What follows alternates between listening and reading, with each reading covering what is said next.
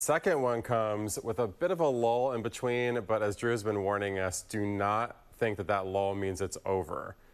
It is actually really just beginning once late afternoon starts. So we're glad you're here because it is time to get mentally prepared and physically prepared for this storm.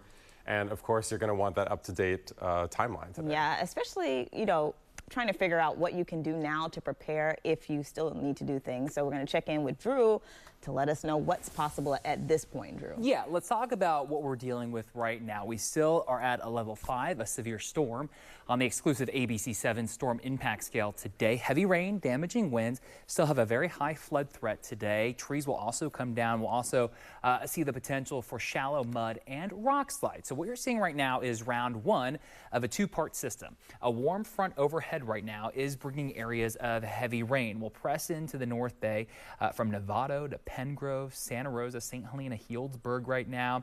We have some moderate to heavy rain falling. In fact, Live Doppler 7 estimating some of this rain is falling more than an inch per hour. And this is the big concern we have, where these downpours set up. They can bring a lot of rain in a short amount of time. Light to moderate showers around the bay shoreline right now. It is certainly wet on the Golden Gate Bridge. So right now, as the windshield wiper goes around, we'll have those light to moderate showers now. It's the second half of your day, 2 p.m. to 9 p.m., where we really are seeing impactful weather when it comes to our level 5 severe storms. The future weather, the warm front now.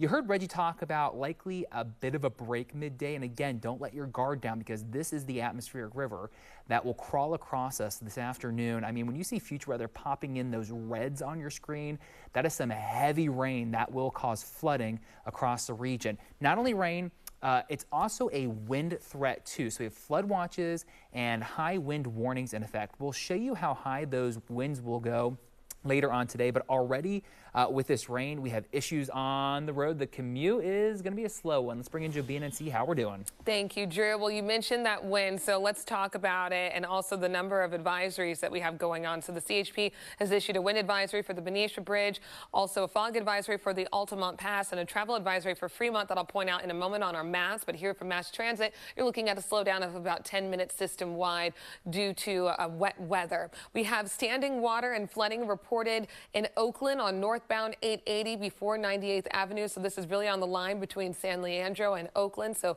please be aware of that. Lots of reports of standing water, by the way. I'm just really pointing out the bigger ones from the CHP. Flooding and landslide cleanup underway right now in Fremont on eastbound and westbound 84 between Mission Boulevard and Main Street. So this is a travel advisory that the CHP has issued because they don't think they'll have all of that cleaned up until 6 p.m. on Friday. So avoid that area. Of course, the wet weather means that traffic is going to run a little bit slower, but it's not very busy outside. So Tracy to Dublin, it's around 43 minutes for the ride. Antioch to Concord, 20 minutes. And San Rafael to San Francisco is still on time, despite there being some reports of standing water along 101. We do have cancellations today as well due to the weather. So the San Francisco Bay Ferry, Harbor Bay, and South San Francisco routes, as well as the Golden Gate Ferry, Angel Island service, has all been canceled today due to the wet weather. We will wrap up here with a live look at the Richmond-San Rafael Bridge. If you are traveling westbound here, be aware that there are reports of flooding on 101 in Larkspur, so that's not too far away from the spot, so just want to let you know. Reggie. Thank you, Jobina. The peninsula got hit pretty hard over the weekend during that first round of storms. During the second round, we could see even more damage. ABC7 News reporter Gloria Rodriguez is in Pacifica this morning. And Gloria, how is it? You know, the winds have started kicking up, Reggie, so that's something that's changed since the last time we saw you, because we've had rain all morning long here, but those winds are just starting to whip up, and we know that wind gusts could reach over 60 miles per hour along the coast today, so definitely we have to watch out for those winds. We know that San Mateo County was hit pretty hard by that last storm. We want to show you some footage from Belmont Creek. It rose out of its banks this weekend, flooded streets stretching from San Carlos to Redwood City. Adam Hildebrand says that water even got into a storage unit about 10 inches deep, and he's preparing for the next storm. He's not the only one. The San Mateo County Maintenance Yard ran out of sandbags yesterday afternoon. Some people even took their own bags and filled them with sand. I went back to my corporate office and got this bag because, you know, we got to improvise in order to get something done really quick. Because the more we wait, it's going to be even worse, you know. Patrick Wan's garage flooded over the weekend, and he and his 7-year-old were getting ready for today's rain, hoping to fill about 10 to 15 sandbags. And the San Mateo County supervisor says that they ordered about 24,000 more sandbags for the storm. So you should definitely check with your city or your county to see if they have sandbags in stock and when they're giving them out. And back here live in Pacifica, the waves have been crashing over that pier, so we've been kind of dodging the waves all morning long and just making sure that we stay safe. We started out over on the other side in the morning. It was pretty calm, and then the waves just started getting really, really intense. So we moved across the street just to make sure that we're out of the path of those waves. But you want to definitely be vigilant for those roads this morning. If you're driving throughout the day, make sure that you do not drive on flooded roads. And if you're able to stay off the roads, that's probably the best thing today because of the storm. Live in Pacifica, Gloria Rodriguez, ABC7 News. Thank you, Gloria. Well, the road conditions today are going to be treacherous. ABC7 News reporter Lena Howland continuing our team coverage live on the roads. You've been with us all morning. What are you seeing now? Hey there, we are on 101 heading southbound towards San Francisco, and you are taking a live look near Mill Valley, where that rain is absolutely coming down on us. This might be some of the heaviest rain we've seen so far out here on the roadways this morning, and that's something that drivers are going to want to pay attention to and take things much slower than usual. Now, I mentioned in our last hit that we were heading over to check out a problem area on 101 back in Larkspur. CHP was reporting some roadway flooding with about a foot of water covering the far left lane and center lane. My photographer and I drove through that area and luckily did not see any street flooding, just a lot of water moving, making for some slick conditions, but no street flooding.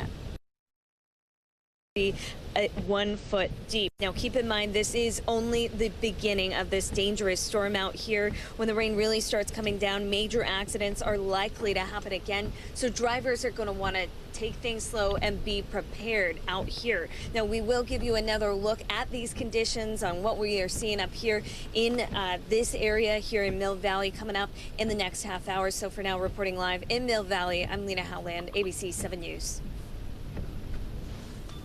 Thank you, Lena. We are looking at the concerns for today, and they really have not changed over the past 24 hours or so with our level 5 severe storm. A lot of hydrological issues. Flooding on roads, we're already seeing that now. That will just intensify this afternoon and evening. We're keeping an eye on our streams and creeks for flooding. There is a potential for shallow mud, rock, and landslides, and even the potential for power outages and trees coming down. That potential is highest later today. River flooding also a concern, especially on the Russian River near Guerneville. We'll talk about that in a few minutes. Live Doppler 7 right now. We have downpours with this warm front. We're going right down to Vallejo. Here's 80 right now, Highway 29 going into American Canyon. Some slow moving downpours will likely create issues on our roads. We've been watching Santa Rosa, South Santa Rosa, Sebastopol, because we have seen a couple of downpours continue to train over the same areas the past hour. So likely we're seeing some issues with water on the road on 12, even 101 right now. And we're tracking a downpour in the East Bay, San Leandro, Hayward, Union City with those pops of yellow. So 880, 185, even 580. Certainly seeing a lot of water on our roads this morning. The Weather Prediction Center, which monitors the entire country for the threat of flooding, has placed much of the Bay Area under that moderate category of flooding, the second highest category. And when they have us under a moderate category, they have high confidence that we're going to see flooding issues around the region later today. And that's something we're keeping our eye on. 2 rounds today. You're under the first one right now with the warm front. And the biggest issue right now is water on our roadways, ponding, and even on our smaller streams and creeks. We'll get a break, 10 to 2. A little bit of a break in the rain, but then the cold front. That is when you really need to focus your attention. 2 p.m. to 9 p.m. It's heavy rain, a high flood threat, and damaging winds. We'll show you those winds. We'll go hour by hour in future weather coming up in just a few minutes. Kamasi? All right. Thank you, Drew. Still to come. If you still need to prepare, you may have just a little bit of time before the strongest of the storm gets here this afternoon. What you should be avoiding before the worst arrives. And here's a live look outside right now. It is 7:10. We'll be right back with your full forecast.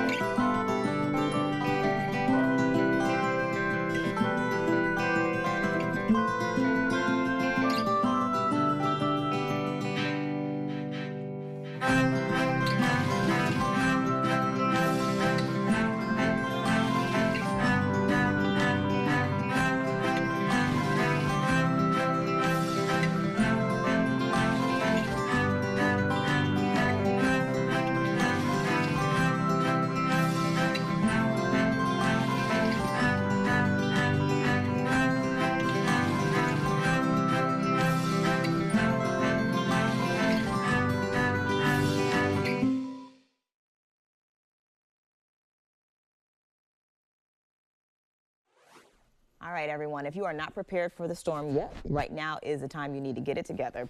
Try to fill your sandbags, get your car to higher ground, especially if you are living in an area that's known to flood. Also, clean up your yard because you don't want anything left out that could be picked up by high winds and potentially hurt someone or break your windows.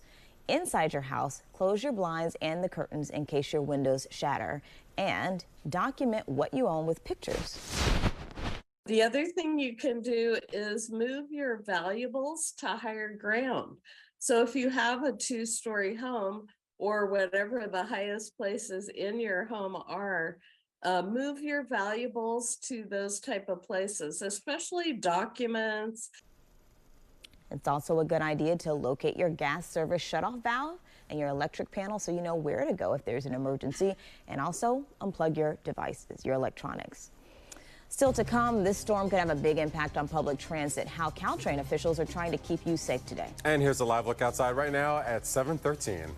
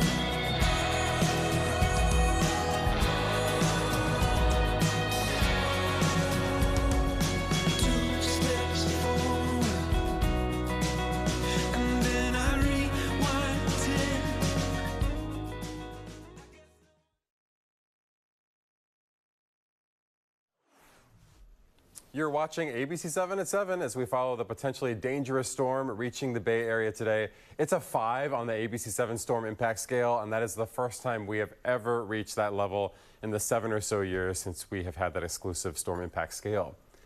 Even if you don't need to drive, you may need to go somewhere today via train, and of course that can be impacted by severe weather. So joining us live to talk about that, Dan Lieberman from Caltrain. Good morning, Dan. Thanks for having me. So far, any problems this morning for the morning commute? Thus far, we're going okay. We'll see what the weather throws at us, but we've pulled people off of our other projects, other construction going on. We're to make sure we can do a quick response to anything that does go on today. Did you have much of an impact over the weekend as a result of the storms that hit a lot of areas with much more rain than we expected? It wasn't too bad. We only had 2 trains delayed on Saturday, but that was with quite a bit less service. We're running 104 trains today, so there are more potential impacts. That said, we've got people at the ready with generators, chainsaws, and pumps in case things fall apart. We're going to be there to put things back together and make sure trains keep moving. Yeah, and I know the morning commute is definitely a little rocky, but the afternoon commute is really what our meteorologist Drew Tumba is most concerned about. He's saying that the heaviest rain and winds will be coming during that time when you are running a lot of your trains. It's I mean, really, all we can do is prepare for what's coming and get ready to get out there, get to work, and get things taken care of. I recommend everyone keep an eye on Caltrain alerts at Twitter. That's going to have the most up-to-date information about how this is going to affect your commute. Any other advice that you have for your passengers today?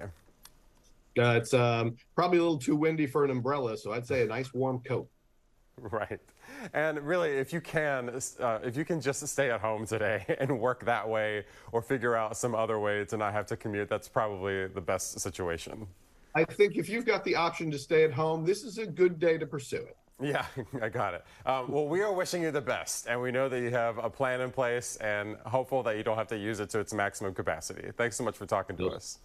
A lot of work to do today. Thanks a lot. Absolutely. And over the next 2 days, really. Hi, Drew. Yeah, hi, Reggie. I was just looking at Jobina's Bay Bridge Toll Plaza camera. We know Wednesday's typically a very heavily into work commuting day. It doesn't look too bad out there, so I think a lot of people are staying home today, which is good news. Here is a live look at San Jose. It is wet out there this morning with light to moderate rain right now.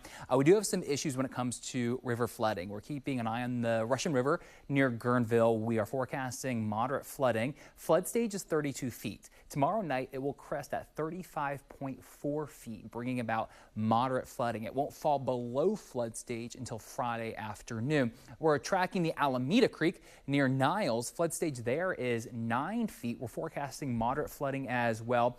The creek will crest early Thursday morning at 1 a.m., just shy of 11 feet. It won't drop below flood stage until 9 p.m. Thursday, and we'll likely see more issues of flooding, especially later this afternoon. Look at our atmospheric river. We have this area of low pressure that'll be moving off to the north of us, but it drags a lot of moisture with it. In fact, that moisture, look where it's originating. Near Hawaii. That's why it gets the nickname the Pineapple Express. When it gets that moisture coming from Hawaii, just funneling into California, and later today, it will be aimed right at us in the Bay Area. That's this afternoon and evening. That's when we're forecasting the worst rain and the worst wind. Out there right now, live Doppler 7, we have a warm front over us right now, bringing pockets of moderate to heavy showers in parts of the North Bay and the East Bay right now, lighter showers along the peninsula. And this warm front is with us through 10 a.m., the next couple of hours. A flood watch is in effect now through the overnight hours for good reason. We're already seeing concerns when it comes to flooding on our roadways. We have standing water in spots. We've already seen people hydroplane this morning, and that will just be a concern as the day goes on into the afternoon and into the evening. Wind will also be an issue. We'll have a high wind warning in effect for the entire region, and those winds will be very strong later on this afternoon and evening. In our hills, it is getting gusty. Diablo to 33. We've got Hawkeye to 33. Tam gusting to 20. And we do expect potentially in our hills, winds gusting 60 to 80 miles per hour. On the valley floor where most of us live and work, we'll still find some very active winds. The afternoon, the winds will pick up along the coast first, and then this evening, at 9 p.m. This coincides with some of the heaviest rain moving through. We'll see some of the strongest winds as well along the coastline. Could see winds gusting over 60 miles per hour around the Bay shoreline. 30 to 50 mile per hour winds are forecast. And there's like a 7-hour window we're tracking from 2 to 9 p.m. Where we'll have these winds, we'll have that heavy rain, and that's why it is a 5, a severe storm on the exclusive ABC7 storm impact scale. It's not going to take a lot of rain. to create some issues, and we will find heavier rain later on today. In fact, rainfall estimates widespread 1 to 3 inches of rain. A lot of this falling in a short window later on this afternoon and evening, and that's why we do forecast there will be issues when it comes to flooding. Here's the AccuWeather 7-day forecast, a 5 on the storm impact scale today, with the worst yet to come. We're still tracking scattered showers and thunderstorms tomorrow morning, and the period is just wet the next 7 days, even the next 10 days. We'll still have rain in the forecast, guys. Thank you, Drew. Before we get ready for our news update, looks like we're going to do something else here. Developing news as Buffalo Bills safety Damar Hamlin remains hospitalized in critical condition after he suffered cardiac arrest on the field during Monday night's game against the Bengals. Hamlin was resuscitated twice by medical staff following his collapse.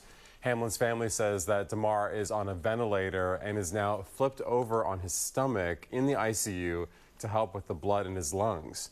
This comes as fans and supporters gathered for a candlelight vigil last night outside of University of Cincinnati Hospital. Pray for Hamlin signs and posters were scattered around the group, wishing for Damar's full recovery. Dorian Glenn is Damar's uncle, and he is now speaking about the overwhelming support that he is getting. And this is what he said on our sister network, ESPN. It's really touching. It kind of helps to contrast the traumatic effects that we all witness, not just us, but the whole world, with the genuine human love that he's getting from total strangers, just to show that, hey, we care about you, we want you to get better. And that just means the world to us. And his uncle says that Hamlin is still fighting, and the family appreciates the prayers from people all over the world.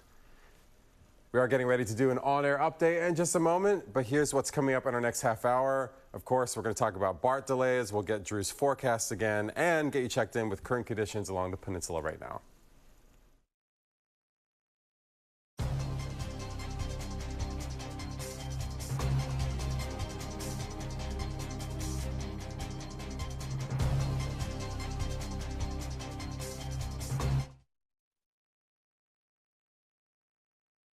Building a better Bay Area. Moving forward, finding solutions. This is ABC7 News. Good morning. I'm Reggie Key from ABC7 Mornings, and today it's all about the weather and the traffic we're already seeing this morning. Jobina, any problems? Yes, Reggie. So we're going to start with the issue we're seeing right now in Oakland. This is going to be flooding reported on northbound 880 before 98th Avenue. We just got a new update from the CHP saying that they're seeing around 2 to 3 feet of floodwater in this area, so please avoid it. It seems like it's primarily off to the shoulder and to the slow lane, but definitely do not drive through standing water. Our live camera from this area is a little north of 98th Avenue. This is 880 at the Coliseum. You can just see the puddles that are coming off of the vehicles moving through this area, and we will just wrap up with a commuter alert on cancellations that we're seeing today because of the weather. San Francisco Bay Ferry Harbor Bay and South San Francisco routes, as well as the Golden Gate Ferry Angel Island service. Reggie. Thank you, Jobina. We're going to check in with meteorologist Drew Tuma with a look at that forecast.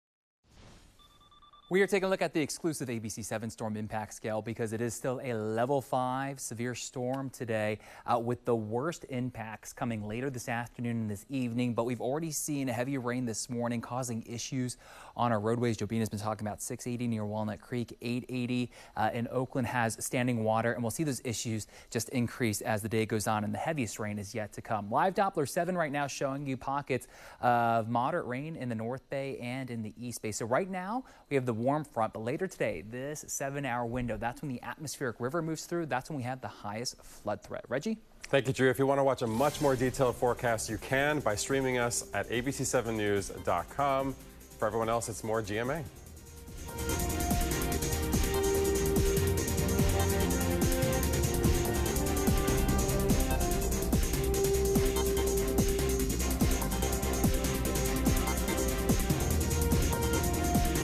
From ABC7, live breaking news. Coming up on our second half hour here, a potentially life-threatening storm, and it's bringing heavy rain and winds across the area. The risk for flooding, mudslides, and power outages remains very high. And we are likely to see rain in the morning, followed by a much heavier and dangerous round of rain in the afternoon and in the evening. We have live crews across the area as we are making sure that you are prepared. Good morning, everyone. It's Wednesday, January 4th. Yes, and Drew has a lot to talk about, so I'm not going to waste any time. Yeah, we're in part one of a two-part system. I was talking with Jobina just moments ago. We're already seeing issues with roadway flooding on 680, 880. We had issues on 101 in the North Bay, and that's just going to increase as the day goes on. So on the exclusive ABC7 storm impact scale, it is a level 5 severe storm we're tracking, and we keep emphasizing it's part one of a two-part storm with the worst yet to come. That will happen between 2 p.m. and 9 p.m. later on today. Here's live Doppler 7. I mean, we have issues out there this morning. That warm front is just slowly crossing over us. It is bringing heavy rain to parts of the North Bay and the East Bay. Around Fairfield, live Doppler 7 indicating that that rain is falling close to ½ an inch per hour in some spots right now. And that's enough rain to create problems on our freeways, certainly as the morning goes on. Here is live Doppler 7 along with satellite. Right now is the warm front.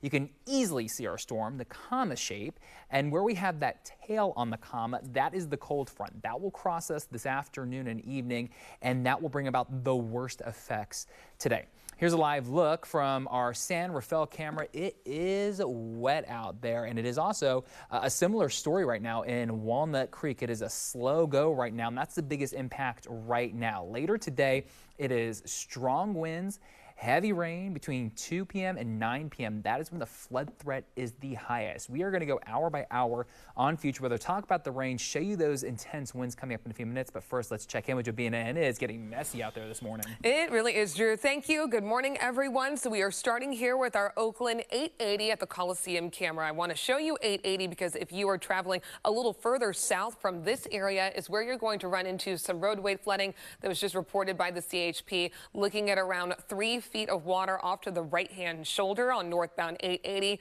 before 98th Avenue. So please don't drive through this spot.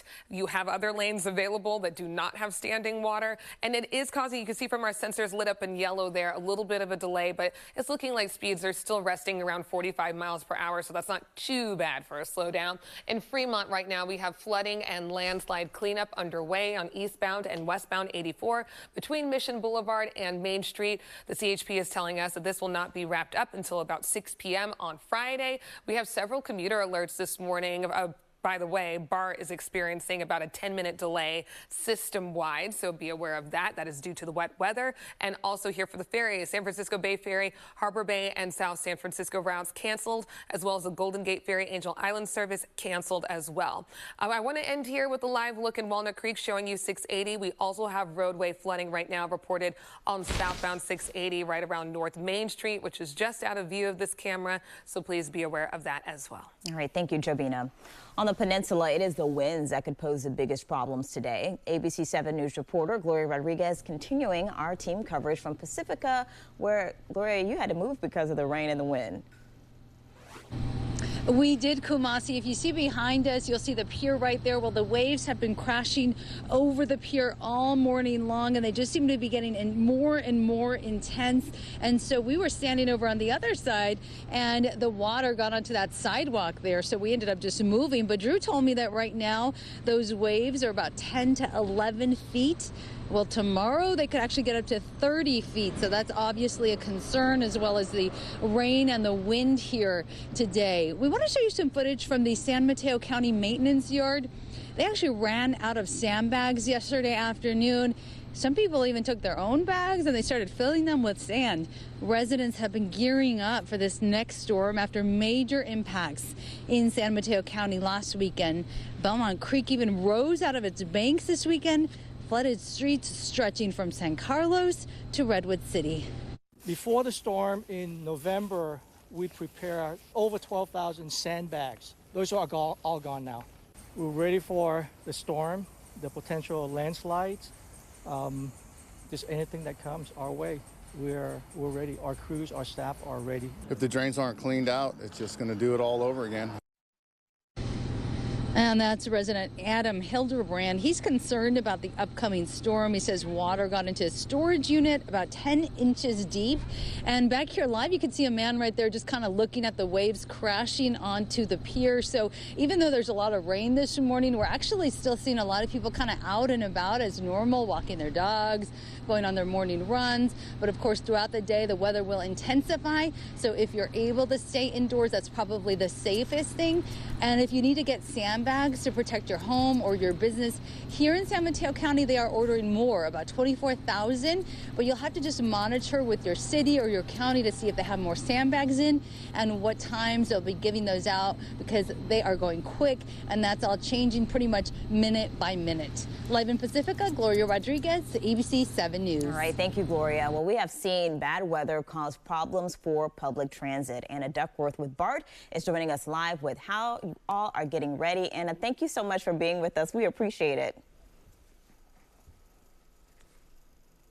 About BART service is that we're not planning to change service today, and we're also not planning to close any stations. But what we are doing is we're running what's called a rain file, and that's where we slow down the trains, and that's to prevent any slippage between the wheel and the trackway, because we've found that that slip spin motion and the excessive braking can cause wheel flats. And when we get wheel flats, just like when you have a car flat, we have to take that car out of service, and that's when we could really see the problems escalate. So we're trying to prevent the wheel flats, which is why, like in Jovina's report, she said up to 10-minute delays. That's what we're reporting now. We know the worst is yet to come, so we could see up to 20-minute delays. And I've been checking our live train tracker board, and actually it's more like 2-minute delays right now, but for now we're saying up to 10-minute delays.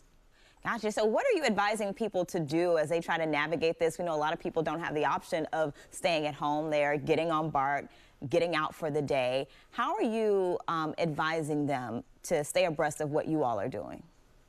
Yeah, we're just asking them, check our real-time departures, check our website to see if your train is going to be on time. Be careful in our stations, because we can get water in the stations and it can get slippery. We're telling people that Caltrans and CHP are telling drivers not to get on the road. So BART is really a safe mode of transportation.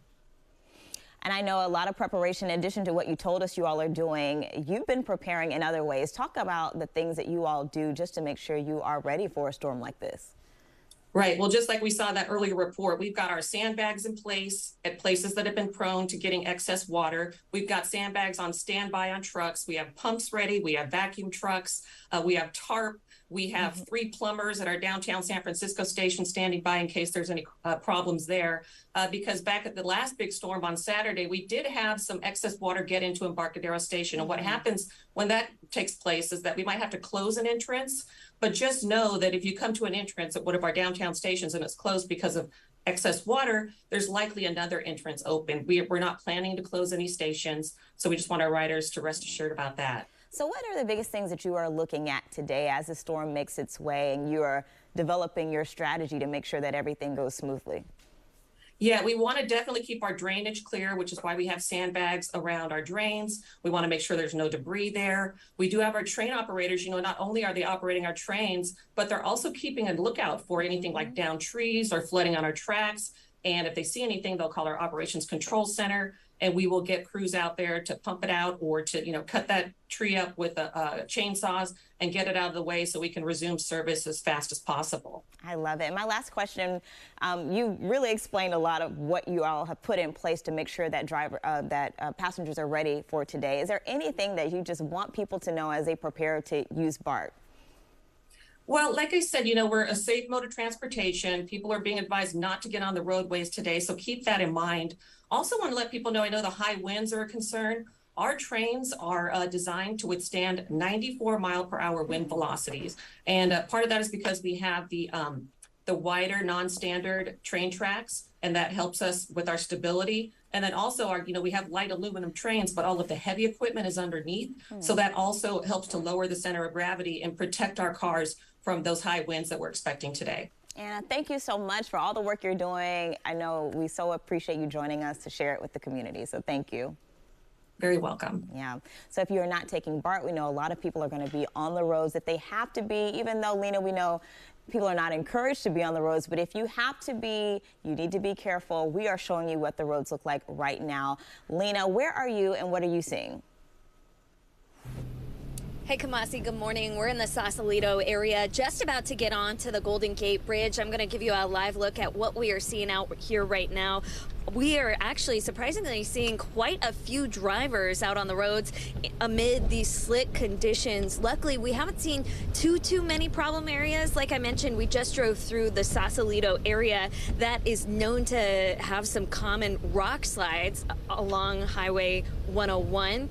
But luckily, that was not a problem at all this morning. However, we will continue to keep a close eye on that just in the event that something does happen over there. Here on the Golden Gate Bridge, things are slick, but moving at a decent rate right now. Keep in mind, this is only the beginning of this dangerous storm. Now, when this rain really starts coming down much harder than we are seeing right now, major accidents are likely to happen again, so drivers need to pay attention and be prepared. AAA says if you do have to be out driving during heavy rain, slow down, keep your distance from other cars, avoid skids, which can happen from sudden braking, stick to the center lanes if you do see standing water on the shoulders, and do not drive through any major standing water. And if you do come to a traffic light that's out, remember to treat it as a four-way stop. So as this rain continues to pick up all morning long, we are staying out here all morning,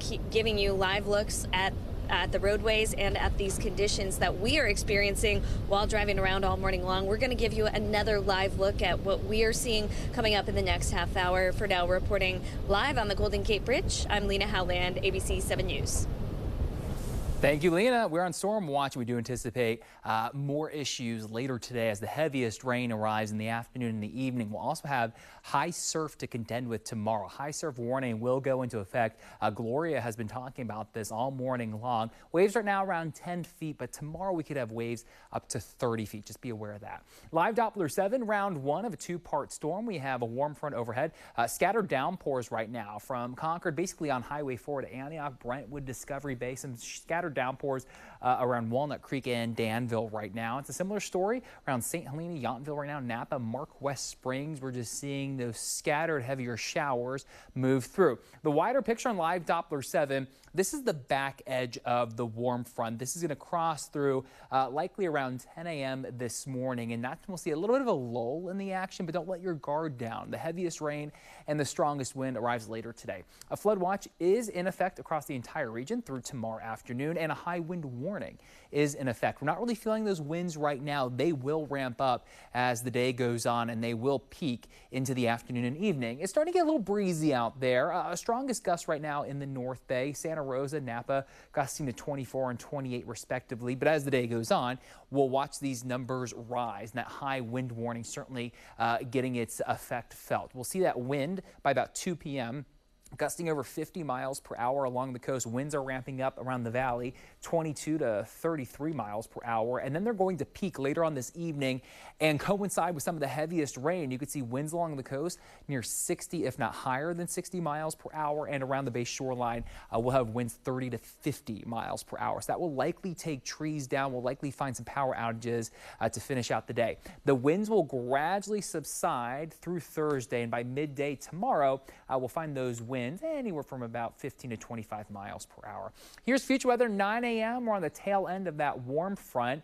By 10:30, 11 a.m., it's not steady, heavy rain across the region. It's a brief break for a lot of us, but here comes our atmospheric river. You see this shield of water moving our way. Just these pops of yellow, orange, red on future weather, and it's slowly going to cross over us as the afternoon and evening goes on. When future weather shows you this red, that is some very heavy rain falling, and that is when we have the highest threat for flooding and some damaging winds. Total rainfall with this storm system, we'll likely see a widespread 1 to 3 inches later on today, and a lot of this rain is going to fall in a short amount of time, and that's why the flood threat it is high. Here's the AccuWeather 7-day forecast. We'll play the next 7 days for you. It is a 5 with the worst yet to come. Tomorrow right now it is a 3. We'll have to keep our eye on this number. We may have to lower it if we see a lot of the residual effects kind of wind down, but nonetheless we will see showers, even some thunderstorms possible first thing in the morning. It's really just a wet pattern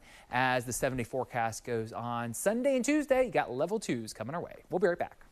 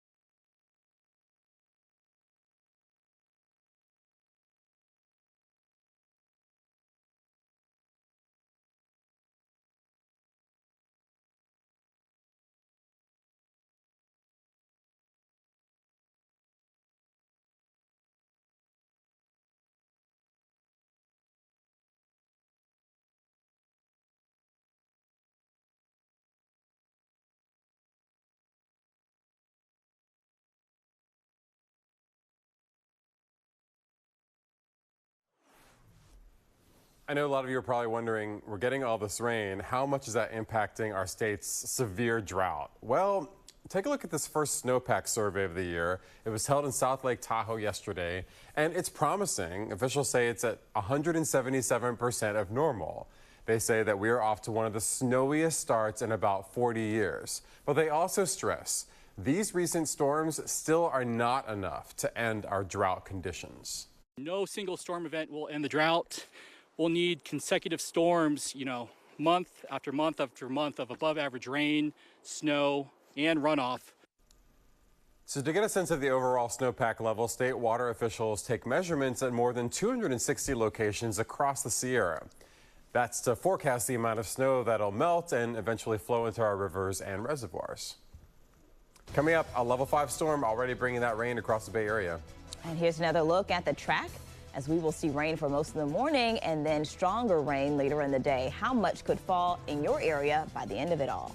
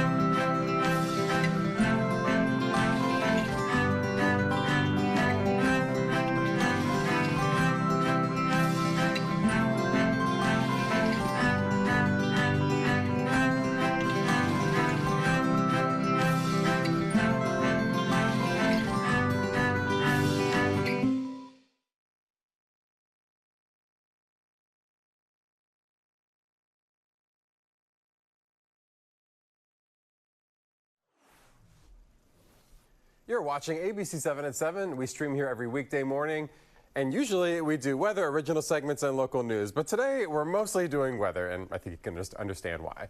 As people are getting ready for the storm to hit the Bay Area this morning in earnest, many people on the peninsula last night were getting prepped ahead of today's rain and expected flooding. Home Depot in Daly City, we're told, was packed. I know you're only seeing 2 people there, but just trust me, it was packed while people were getting necessary supplies. Of course, people are hoping for the best, but preparing for the worst. Some are pretty nervous after last weekend's storm that soaked us. I went to Trader Joe's. Everything was, the shelves were empty. I didn't get what I wanted, but I got the emergency stuff. I've been out like the last 4 hours doing all kinds of shopping, grocery, everything, because we're probably going to stay home for the next few days. Cleanup efforts are still underway from the last storm, even as we are now in this next storm. Officials are advising people to stay indoors if possible because there is a flood advisory now for all Bay Area counties. In San Francisco, one of the owners of MX3 Fitness is hoping his gym in the Castro stays dry after it flooded during Saturday's storm. Dave Carricker says a pipe burst in one of the walls. So we came in on New Year's Eve just to check in on the gym to see how it was doing, and we were standing here as the entire wall just started gushing water. And so we went and grabbed a shop vac and we started pumping as much water as we could out. We probably pumped out about 1,000 gallons of water. He believes a clogged parking lot above the property contributed to the flooding. Carricker says crews built a trough to catch any rain that might come through the wall again, but it's a temporary fix and he's hoping it works. He says the biggest issue right now is not knowing when the gym will reopen. Let's go outside, a live look at Walnut Creek this morning, where we have light to moderate rain falling, creating slick roadways out there. We'll switch the camera over to San Rafael right now, and you can see it's also wet on 101. It's just slow go this morning. That's really your biggest impact. We do have water on our area roads, some issues in the East Bay that Jobina is talking about. The South Bay, too, also getting some wet weather. Live look at San Jose right now. So this is part one of a 2-part system with this warm front overhead right now. And the biggest concern we have is really for water on our roadways first thing this morning. So we have showers in the forecast throughout the day, but the focus really is on the afternoon and the evening. That 7-hour period we've been stressing between 2 and 9 p.m. later today is when our atmospheric river crawls over us. It will bring about a high flood threat and also some strong winds as well. This level 5 severe storm. We do have some flooding to talk about on the Russian River near Guerneville. Moderate flooding is expected. Where flood stage is 32 feet. Thursday evening, it will crest to 35.4 feet. That will create moderate flooding there. We're also tracking flooding on the Alameda Creek near Niles. We expect moderate flooding there as well. Flood stage is 9 feet. Early tomorrow morning, the creek will crest 10.8 feet. So keep your eyes on that if you live near either of those bodies of water. We'll likely see more issues in other creeks and streams as the day goes on. Here's the warm front right now on live Doppler 7. Some heavier rain in parts of the East Bay and the North Bay. Our storm has 2 parts to it. You can see that comma shape very nicely on our storm. Right now what you're seeing is the warm front that is moving through. This is the cold front, the tail on our comma. That moves through here in the afternoon and the evening, and that will supply the dangerous winds and also some of the heaviest rainfall. In fact, this atmospheric river, you look at its origin, and this moisture that it's pulling is coming all the way from Hawaii, and that's why it gets the nickname the Pineapple Express. When you have moisture coming in from Hawaii, it's aimed right at us today, and it's in that 7-hour window where that atmospheric river is going to be the worst. We're just beginning to see winds increase a bit. It's getting breezy out there around the Bay shoreline. Strongest winds right now in the North Bay, and winds will just increase as the afternoon and evening wears on. On the exclusive ABC7 storm impact scale, today is a level 5 severe storm with the worst impact still yet to come. We're just at the start of the storm, really. 2 p.m. to 9 p.m. is when we'll feel the worst of it. Flood threat is high, trees will come down, and also the chance of some power outages. A winter storm warning, I want to talk about that real quick for folks who may be thinking about the Sierra. Snow levels down to 5,000 feet. Could see anywhere from 1 to 3 feet of snow above 7,000 feet. So please do not try and travel to Tahoe as the storm moves through. AccuWeather 7-day forecast, it is quite colorful on the storm impact scale. We do have a number every day here. So today the worst is yet to come. Tomorrow we'll have scattered showers, even some thunderstorms as well. Showers will linger through the weekend. Sunday and Tuesday, it is a level 2 on the storm impact scale. Reggie? Drew, thank you. Coming up, the warning San Francisco city officials have as this storm is coming through. And here's another look at the track where we'll see the rain most of the morning and then stronger rain later on in the day. We are live across the region with the latest conditions.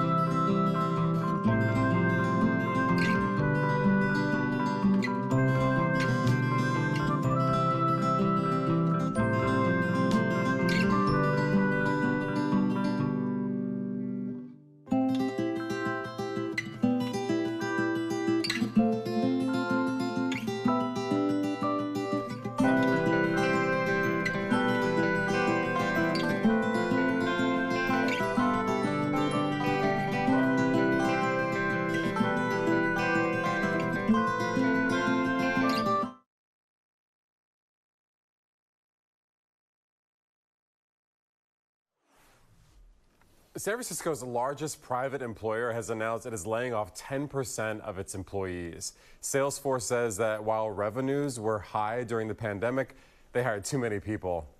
They say those affected in the U.S. will still receive about 5 months' pay, including health insurance and other benefits. Salesforce had about 73,000 employees at the end of January of last year. San Francisco leaders say they are ready for this storm, but they are warning people the rain could end up being too much for crews to handle because of the amount of rain and the intensity of it. That's why city agencies are suggesting that people limit their 911 calls.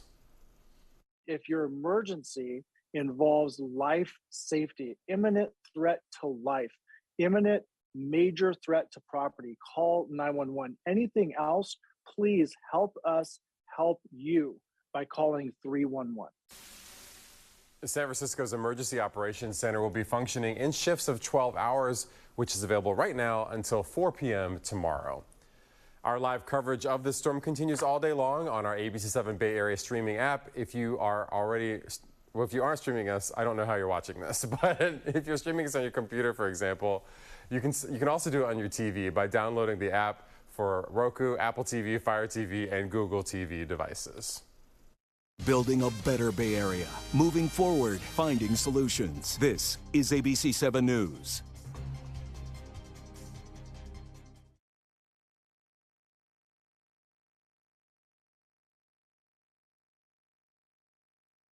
Building a better Bay Area. Moving forward, finding solutions. This is ABC7 News. Good morning, I'm Reggie Key from ABC7 Mornings. We're already seeing some traffic issues because of the storm. Hi, Jobina. Thank you. Good morning, everyone. We're going to begin with a live look at the Richmond-San Rafael Bridge so you can see those droplets coming down now that the sun is up, and you can really tell how slick those conditions are going to be if you're traveling today. It is impacting our roadways, starting in Oakland here. Flooding on northbound 880 before 98th Avenue. Your speeds have dropped to around 32 miles per hour in this area. Another solo spin out, this time in Concord, eastbound 4 before Solano Way. So be aware of those. We've seen a lot this morning, and I'll wrap up here with just a view of the flooding and landslide cleanup on our maps here. Eastbound and westbound 84 closed until Friday at 6 p.m. Hi, Drew. Bina, it is still a level 5 severe storm on the storm impact scale today. The worst is yet to come. That is the headline. We got some rain this morning. The heaviest rain and the strongest winds will come between 2 and 9 p.m. Flood watches are in effect. High wind warnings are in effect as well. Light to moderate rain out there that continues through 10 a.m., guys. Drew, thank you. If you're streaming us on our ABC7 Bay Area app, ABC7 at 7 continues. For everybody else, it's more Good Morning America.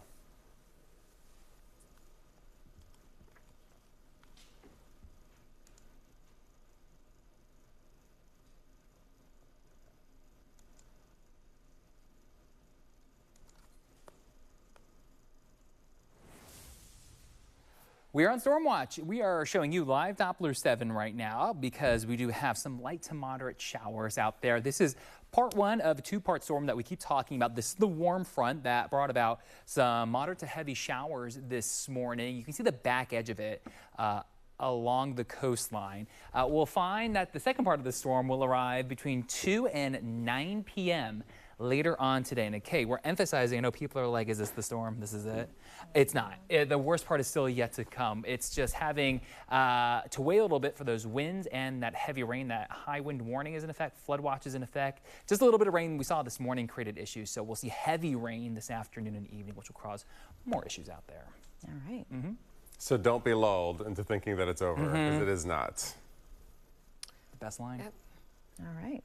And also want to let you know that we're going to continue on at 8 a.m. right here on our streaming app, so please stay with us as our Storm Watch goes on.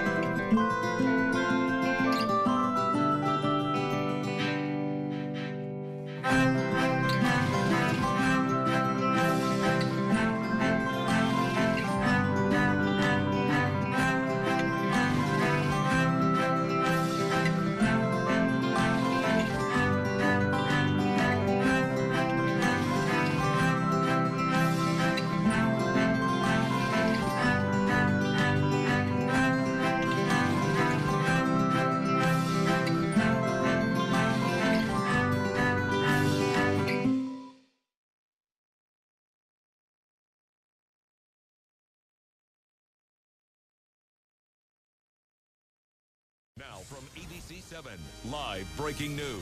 Welcome to hour 5 of our storm coverage. A potentially life-threatening system moving through the Bay Area right now, and this is just wave 1.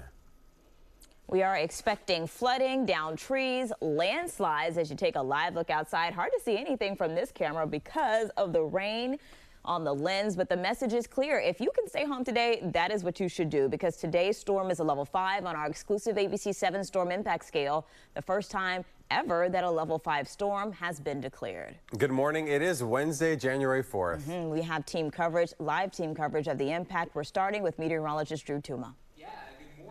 We have been tracking first part of our two-part storm today. The worst is yet to come. That's the headline. I know a lot of people may be just waking up and you're looking outside. You see some light rain, some clouds out there, but the heaviest rain and the strongest winds still coming between 2 and 9. And that's why we have it a level 5, a severe storm on the exclusive storm impact scale. That flood threat is with us, trees coming down as well. It's wet in the South Bay this morning. A live look outside as folks go about their morning. Showers scattered this morning. We'll likely see the heaviest of the wet weather and the strongest of the winds between 2 and 9 p.m. this evening. Have some concerns on our rivers. The Russian River in Guerneville, moderate flooding is expected.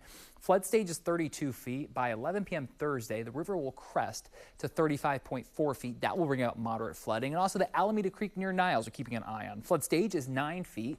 Early tomorrow morning, it's cresting at 10.8 feet. So moderate flooding is expected there. You want to keep an eye on those bodies of water if you live near them, because they can swell pretty quickly.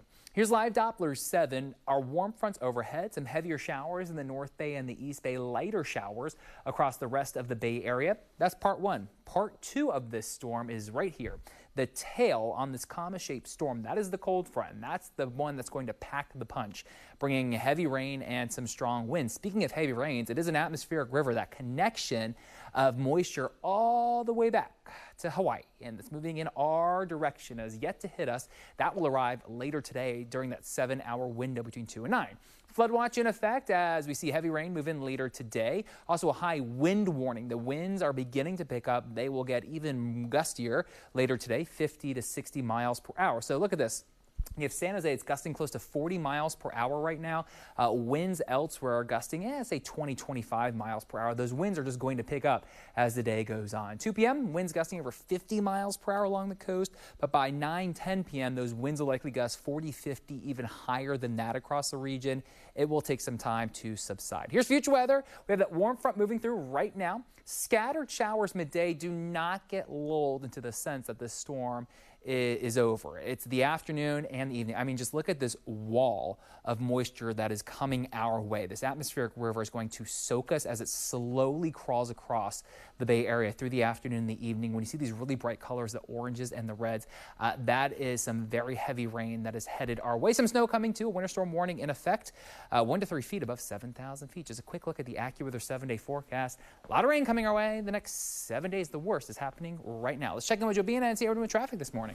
Thank you, Drew. All right, everybody, here's the traffic wrap up. We're going to breeze through a lot of different issues going on right now, starting with advisories from the CHP, wind advisory for the Benicia Bridge, fog advisory for the Altamont Pass, and a travel advisory in Fremont that I will show you in a moment on our maps. For our commuters, want to let you know the San Francisco Bay Ferry, Harbor Bay, and South San Francisco routes canceled because of the weather. Also, the Golden Gate Ferry Angel Island service also canceled. You heard Kumasi have a conversation with Anna from BART a little earlier. I want to let you know that she is just reiterating what we've been sharing this morning about their system-wide up to 10-minute delay due to the wet weather conditions there. A live look at the Bay Bridge Toll Plaza. Metering lights came on at 6:04, but it has remained light throughout the morning, and we don't really anticipate that it'll be too much more crowded than this, at least for the morning commute, which is really good news. So just take your time if you're moving through that area. Same thing goes here as we bring in this live picture from the Richmond San Rafael Bridge.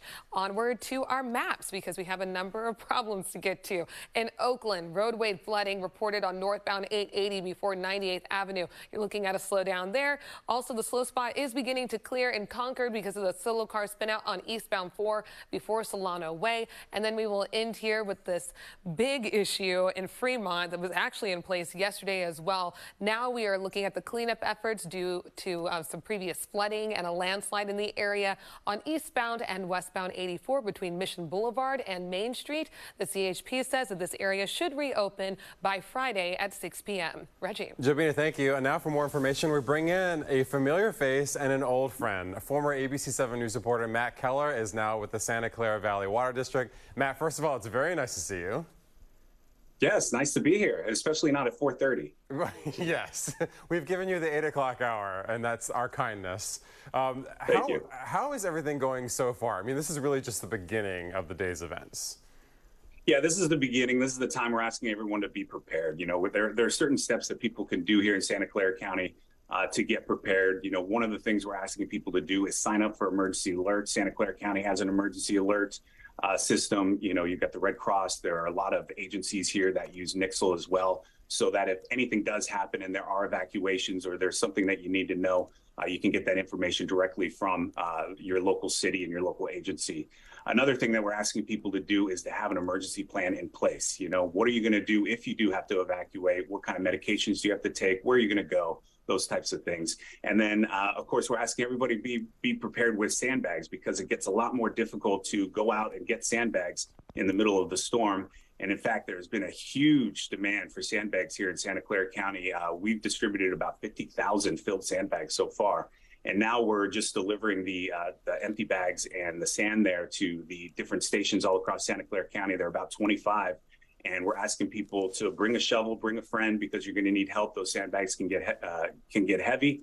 And then also for the possibility that one sandbag location may run out of bags and you'll have to go to another one. So I would do that now before obviously the serious storm and the serious part of the storm, as Drew has been saying, comes this afternoon. And Matt, what about the integrity of the water system? There obviously concerns that if there is flooding, that there could be potential sewage issues or even the expectation that there may be not water turned on for some folks.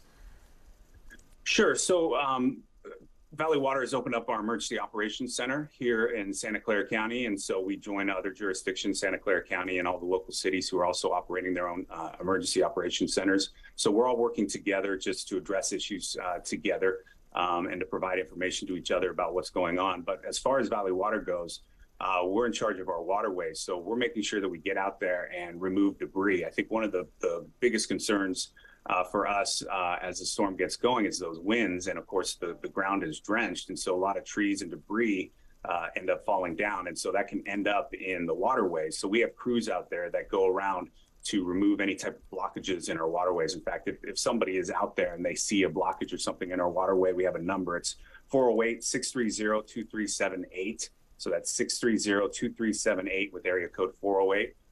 So if people do see something in their waterways, they can call and report it. Of course, we're going to have our crews going, to those hot spots where we normally see those types of blockages and removing those blockages so the waterways work, as they're supposed to and let that water flow through. And there hasn't been a lot of a break between these two storms. So Saturday we got hit really hard, and today and tomorrow we'll get it again. What extra challenges does that pose to folks who are trying to clear those waterways? Sure. So, the ground is drenched. So all that water that is falling, as we came from the drought, we had two concerns. The ground during the drought gets hard, and then you have runoff that comes from that. Now, once the ground is softened up, now the ground is soaked because of all the storms we've had. And so now that runoff is going off that ground. So there's going to be a lot of water going from, our watersheds into our waterways. So that's a lot of water into, the creeks, the streams, and all of that. So we're expecting it to as the National Weather Service has called for, a flood watch, that we're keeping an eye out on a lot of hot spots here in Santa Clara County. So we're just the thing is Mother Nature sometimes does this, and flooding can happen. And in fact, our flood campaign has been floods can follow drought. And so when we see the drought, we know that with climate change, we're going to see these extreme weather systems come in. So we've had severe drought for 3 years, and now here we are in back-to-back atmospheric rivers, and we're seeing severe, rain and a lot of rainfall all at once. So we're just asking everybody to be prepared. Yep, it's good advice. Matt Keller, good to see you again, and thanks for doing this. All right, good to see you. Thank you. Speaking of Santa Clara, they are on top of it. They tweeted this information out, so grab your phone or take a picture. You can write down the numbers that you might need today. Matt mentioned one of those numbers just a moment ago. So there's your full list of phone numbers to call for various scenarios. So if you want to call someone if you have no electricity, or if you see a creek flooding, these are the numbers to call. Remember, please avoid calling 911 unless it's an actual emergency that threatens lives or is a major threat to property. We have crews spread out across the Bay Area this morning, checking on conditions to let you know what we are seeing in real time. We're going to go now to ABC7 News reporter Lena Howland, who is live on the roads. Good morning, Lena. Good morning, Kamasi. We are live on 101 heading southbound just outside of SFO, where if you take a look at the roads right now, they are looking pretty clear. We're just seeing some light sprinkles right now outside of SFO. This is nothing compared to what we saw in Mill Valley and Sausalito only about an hour and a half ago. So luckily, this rain is not causing any problems over here just outside of SFO. But where we are at, we are actually heading over to Foster City, working to talk to the San Mateo Foster City School District. We've learned some new information just in the past hour that the school district has made the difficult decision to go ahead and cancel classes for all of their students and shut down the district for tomorrow. Class is still on all day today. The only cancellations they have are some after-school sports clubs and activities, as well as all on-site and in-person meetings will be canceled for today. So again, tomorrow, Thursday, January 5th, all schools, annex and preschool, all programs will be closed both in the morning and in the afternoon here in the San Mateo Foster City School District. So we are working to get some more information from them and working to talk to somebody from the school district live a little bit later on in our coverage of this storm. But that's just a gist of what we are seeing out here on the roads, and the update that we're learning from school officials in this area that are really taking this storm seriously, as they may bear the brunt of the storm into this evening. So for now, we will give you another update and another check on these conditions out here on the roads coming up in the next half hour. But for now, reporting live on 101 just outside of SFO, I'm Lena Howland, ABC 7 News. Thank you, Lena. Now on the peninsula, people preparing for those strong winds today that could create a lot of damage. ABC 7 News reporter Gloria Rodriguez has been monitoring the water as it crashes over the wall there. Hi, Gloria. Yeah, Reggie, you're absolutely right about that. You could see the waves behind me. They've been crashing over that pier. Drew told me that the waves right now are about 10 feet tall, and we experienced that for ourselves because I actually got hit by one of them early morning. We have been monitoring them. Obviously, it wasn't dangerous at that time or, anything too bad, but I did get hit by a wave earlier, so we had to move across the street just to make sure that we stayed dry. But it is very cold out here this morning, also very rainy and windy, so you want to keep that in mind today, that you make sure that if you don't need to be on the roads, that you can try to stay off those roads today. We want to show you some footage from the San Mateo County Maintenance Yard. They actually ran out of sandbags yesterday afternoon. Some people even took their own bags and they started filling them with sand. Residents are gearing up for this storm after major impacts in San Mateo County last weekend. Belmont Creek rose out of its creeks and its banks this weekend. Flooded streets stretch from San Carlos to Redwood City. I went back to my corporate office and got this bag because, we got to improvise in order to get something done really quick. Because the more we wait, it's going to be even worse,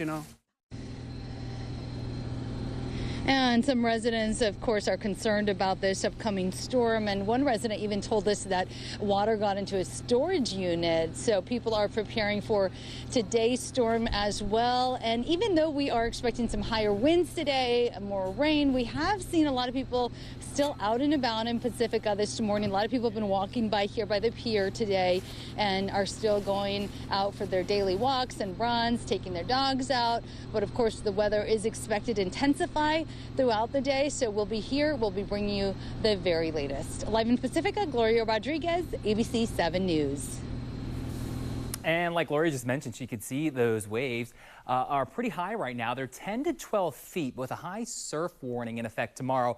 They'll get even higher. Waves up to 30 feet are very possible along our coastline. Our storm concerns have not really changed today. With our level 5 severe storm we have here with the highest impact still yet to come later this afternoon and evening. Flooding on roads is an issue. We've already seen that this morning with just light to moderate rain. Stream and creek flooding will be an issue. Likely some shallow mud, rock, and landslides, and power outages and trees down are likely because of winds that are ramping up as we speak, and they will peak later on today. River flooding is a concern, especially on the Russian River near Guerneville and Hopland. Live Doppler 7 right now, the steadiest, heaviest rain is pushing off to the east. We have leftover scattered light showers with this warm front, but still you can see some heavy rain falling around 80 from Vacaville to Fairfield. Here's Highway 12 going into Rio Vista. Some lighter showers on Highway 4 finally after what has been some downpours there. Some scattered light showers out there, and we're entering that phase where we're starting to go from the warm front to the cold front, and in between those two areas we will see a bit of a break in the action until about 2 p.m. That's when the cold front right here, this is our atmospheric river that is going to sit over us for several hours, bring about the heaviest rain and the strongest of the winds with this classic comma-shaped storm you can see right here. So again, we can't emphasize this enough. The worst is yet to come. That cold front is coming our way between 2 and 9 p.m. with heavy rain, a high flood threat, and those damaging winds 50 to 60 miles per hour. So just be aware of that, guys.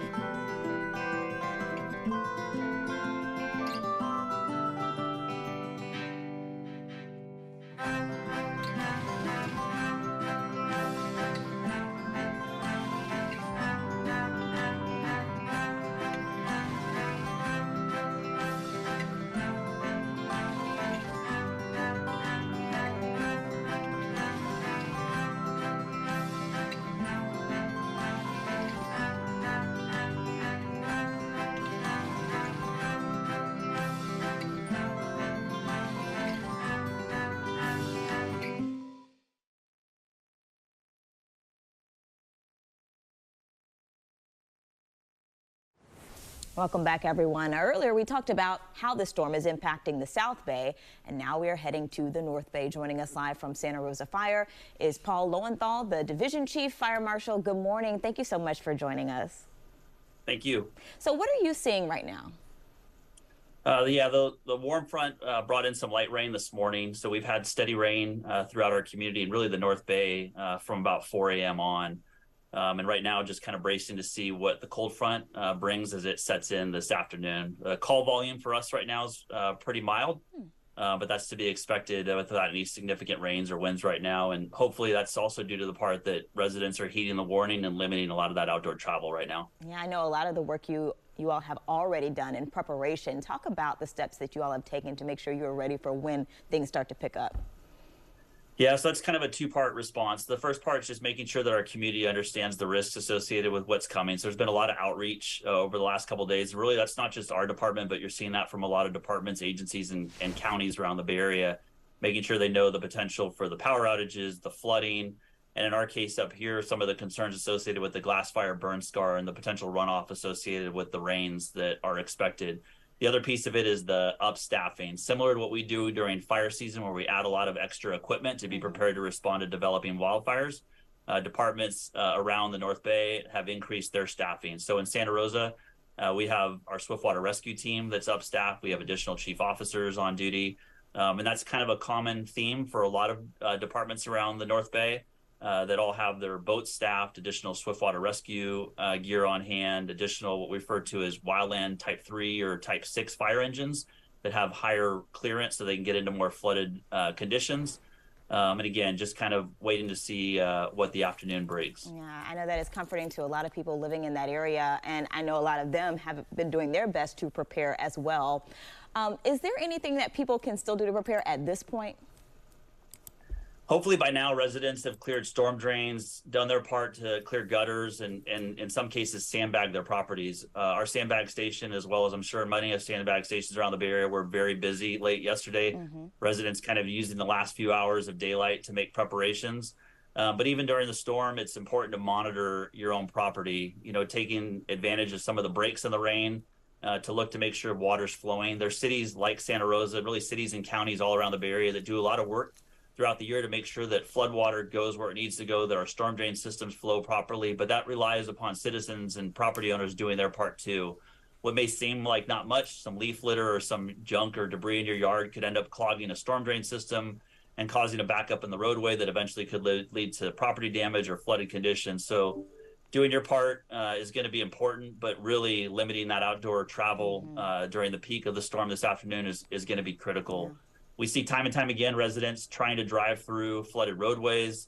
Not only does that put you at risk, but it also puts first responders at risk and pulls us away from some of the needed priority calls that we could be going to when we're tied up on avoidable incidents. So again, hopefully we all do our part and we get through the storm without any significant issues, but we are expecting some pretty damaging winds. Yes. We're not claiming this for anybody, but what would you suggest people do if they do start to see water coming into their home?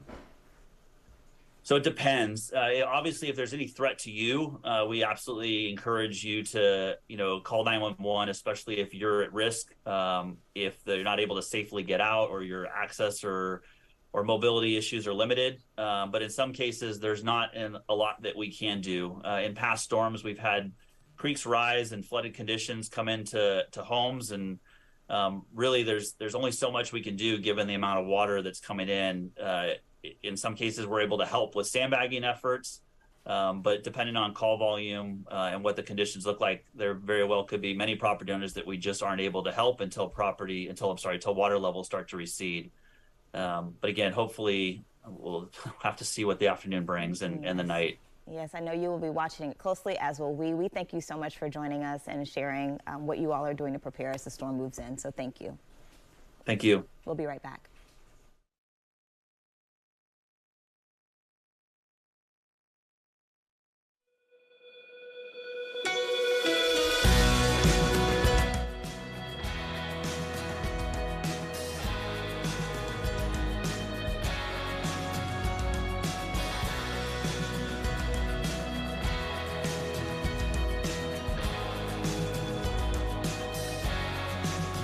I will still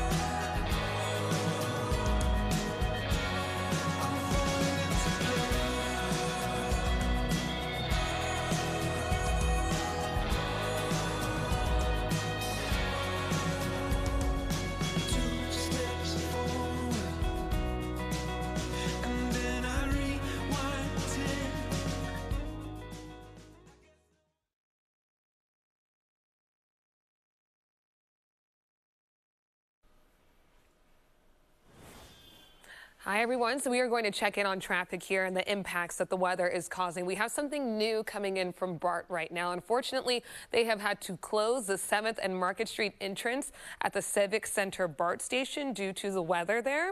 Also, there is around a 10-minute, and I should say up to a 10-minute delay system-wide due to the wet conditions. So this will really impact people, especially if you work for the city or something like that. I know a lot of people get off at the Civic Center BART station, so just be aware that that entrance is currently shut down. Also, if you rely on the ferries for your commute, the San Francisco Bay Ferry Harbor Bay and South San Francisco routes canceled because of the weather. Also, the Golden Gate Ferry Angel Island service canceled as well. And then we're just going to take a quick look outside here. The Golden Gate Bridge still having those droplets come down on our camera.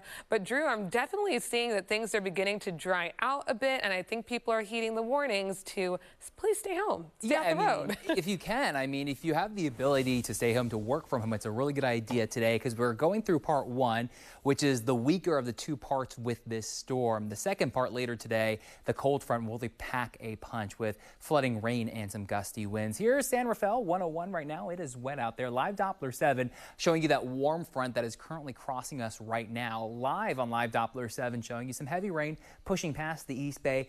We're on the tail end of this warm front, so we have light scattered showers out there. But on the storm impact scale, still level 5 severe storm today because the biggest impacts are yet to come. The worst impacts will fall between 2 and 9 p.m. today as the atmospheric river moves through. Here's the storm on Live Doppler 7 along with satellite this comma shape. Here is the cold front right there. We're expecting 1 to 3 inches of rain in a lot of spots later on this afternoon and evening, and some of that will fall in a short amount of time. It's for that fact a flood watch is in effect for the entire region because we do anticipate more flooding as the afternoon and evening goes on. Along with the rain, we're also expecting some strong winds. Winds will ramp up over the next couple of hours. They will peak later on today of 50 to 60 mile-per-hour gusts. Reggie? Thank you, Drew. We're going to get ready for a news update here on air, but first we want to show you a live look outside along the Embarcadero this morning as that rain comes down.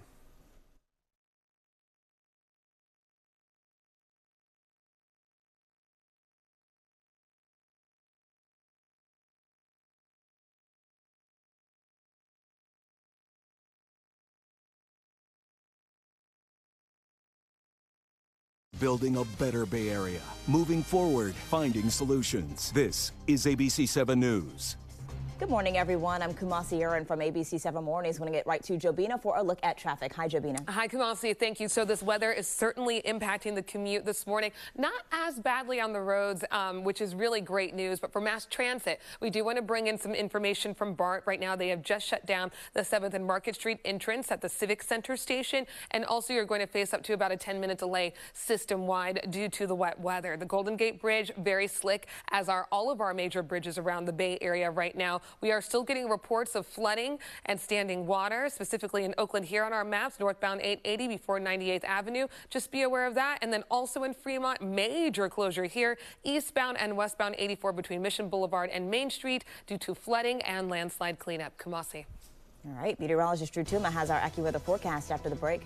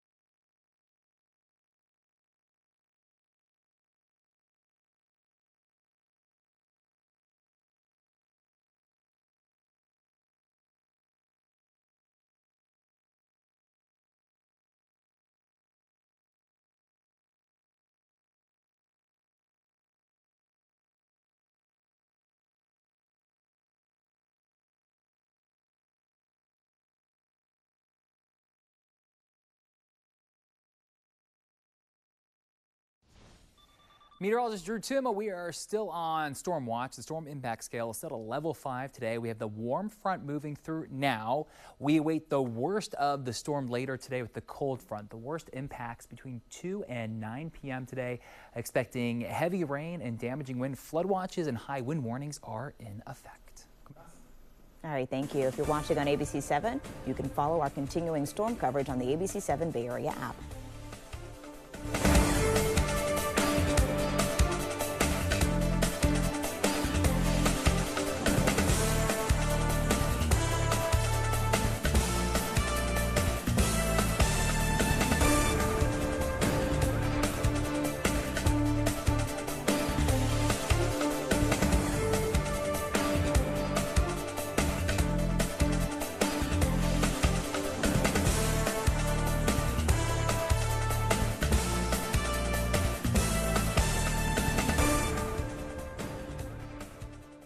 From ABC7 Live Breaking News. All right, everyone, we are back with our storm coverage, and for the first time ever, a level 5 on the storm impact scale. We want to start with Drew at the Weather Center. Hi, good morning. We are on storm watch. This is the TAM cam this morning, and we are seeing rain and wind. And this is just part 1 of 2 parts. This is the weaker part of our storm. The stronger part arrives here later on this afternoon and this evening. We already have flood concerns on the Russian River near Guerneville. We do expect moderate flooding. Flood stage is 32 feet. By tomorrow evening, 11 p.m., we expect it to crest to 35.4 feet. Bringing moderate flooding. A similar story when we talk about the Alameda Creek near Niles. We do expect moderate flooding there too. Flood stage is 9 feet. Early tomorrow morning, it will crest around 10.8 feet, bringing flooding to that region. So if you live near those bodies of water, you do want to be aware of that. They will overflow their banks. Here's Live Doppler 7. We have the warm front overhead right now, bringing us light to moderate rain. This is part 1 of a 2-part system. The second part, the cold front, is much more impactful. So light scattered showers out there for the most part, and we're seeing some of the heavier rain showers push off to the east for the moment. Storm impact scale is a level 5 severe storm we do have today. And again, the big takeaway, the worst is yet to come. The worst impacts this afternoon and this evening, where we have the flood threat, the threat for damaging winds likely bringing down some trees. Here is our storm on satellite and radar. You can see it's a very strong looking storm because of that comma shape. This tail you see right there on the comma, that is the cold front, and that will bring about some very strong winds and also some heavy rain.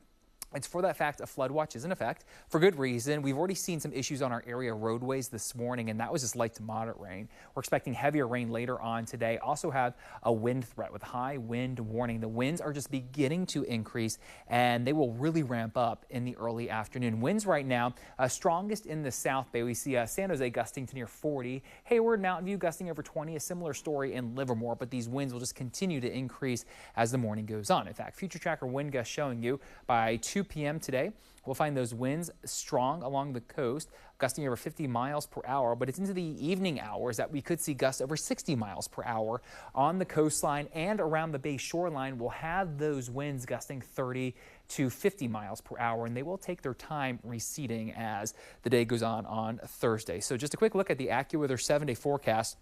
It is still a level 5 here, a severe storm we're tracking, and the takeaway right now is that the worst is yet to come with that rain and that wind. We'll still have on and off showers looking likely the next 7 days. Tomorrow, we'll keep our eye on the effects of what happens today. We may need to lower that number down to a 2, but regardless, we still have wet weather to get through on Thursday, especially in the morning with showers and potential thunderstorms. And the week ahead, both Sunday and Tuesday, we are tracking level 2 moderate storms, so it's a very wet pattern ahead. Let's get a check of traffic this morning with Jobina. See how we're doing. Thank you, Drew. Good morning, everyone. So the CHP has issued a few advisories to know about. A wind advisory for the Benicia Bridge, also a travel advisory. This is going to be for Fremont on westbound and eastbound 84 at Mission Boulevard, and also a fog advisory through the Altamont Pass. You're looking live here in San Rafael, showing you 101, where it is still coming down right now, but where it's really cleared up and looks pretty nice for commuters if you do need to head out the door, because remember, the messaging is to not drive drive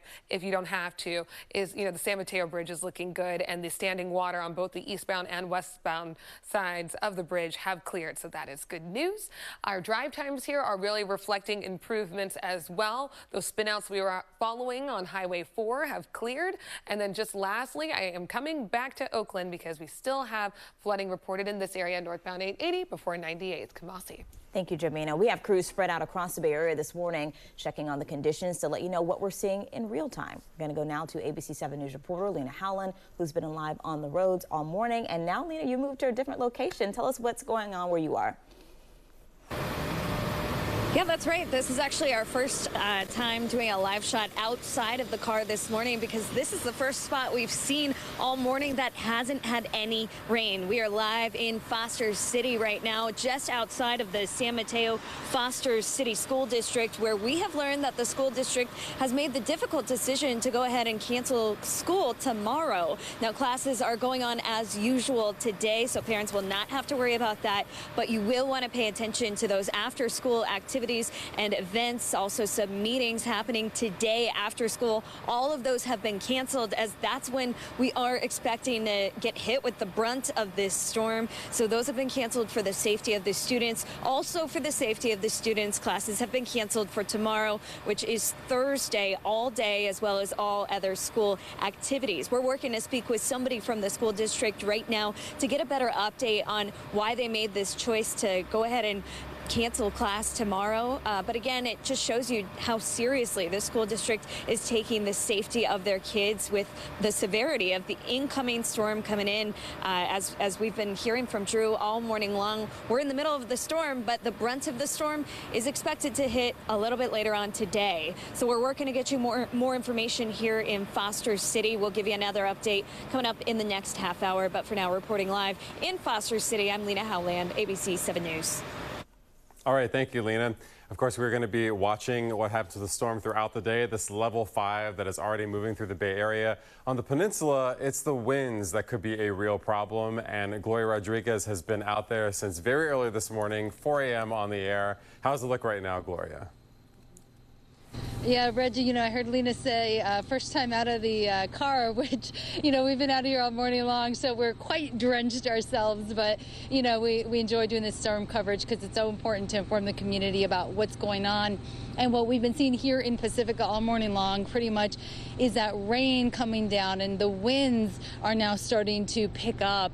Also, those waves have really been crashing very intensely this morning, even over the pier, even going onto the sidewalk where we were standing earlier, and we just kind of kept having to creep up closer and closer to the road and just getting away from the pier and the water. But we do have some footage that we want to show you from this morning here in Pacifica. And I don't know if you saw it right now, but some of that water actually just went over a vehicle that's there near the pier. But we do have footage from this morning. People have been walking along the pier pretty much all morning long, still walking their dogs, going for their morning walks and runs. And the waves have been crashing about 10 feet high, and we're expecting that to change tomorrow. It's going to get even more intense, as well as those winds. The worst of the rain and the wind is expected later on today. So back here live, you can see a man right there walking his dog. And I met one man earlier. It was probably about 5 a.m. It was still dark out. And he was walking his dog. And I said, "Oh, you're still walking your dog this morning?" He said, "Yep, every single day." So no matter if it's rainy, windy, he's still out there. But again, the wind and the rain is going to intensify later today. So be very careful. If you're able to stay off the roads, that's probably the best thing to do today. Live in Pacifica, Gloria Rodriguez, ABC7 News. Thank you, Gloria. Well, the largest regional park system in the country is closing down because of the strong storm hitting the Bay Area. East Bay Regional Parks District has closed down all parks from today through tomorrow. Residents are advised by the park district to not enter the parks. They're expected to reopen on Friday after officials assess the weather conditions. For more reopenings and information on East Bay Regional Parks, you can head to their website, ebparks.org. As we've been saying all morning, it could be very dangerous to drive today. We spoke with Officer David LaRock with the California Highway Patrol in Redwood City this morning about road conditions and tips. So I know that we always say if you see water that is standing on the road, there's no way for you to know how deep it is. But I think there's still a lot of people who think, I can make it, I can do it. I'm not going to abandon my car here just over a puddle in front of us. So I just want to kind of get that message out from you. Absolutely. That first thought, when everyone has it, I don't know how deep it is, or I think I can make it, it's that thought that tells you to stop, turn around, and find an alternative route. Being stuck in that situation is not any position anyone wants to be in. If you do find yourself in that situation, stop immediately before the water gets any lower. And if it's low enough that you can exit your vehicle and get to higher ground, your vehicle can be replaced. You cannot. So get yourself to higher ground and get to a safer place before you get yourself into a circumstance more dire. And I know the last question, a big issue too, is people speeding, going a little bit faster than they can safely go, or they think they can go with these slick roadways. Absolutely. Speed is one of the main factors aside from the wet roadways. And we always encourage, be late to your appointment rather than not get there at all. So slow down, stay to the right. A lot of the new roads, especially 101, is recently paved. So not too many people are familiar where the new puddles are, where the new dips are in the roadway on those far left lanes. So always monitor your speed. Slow and steady wins the race. Officer LaRock says if you have to drive today, double check your tires, windshield wipers before you head out.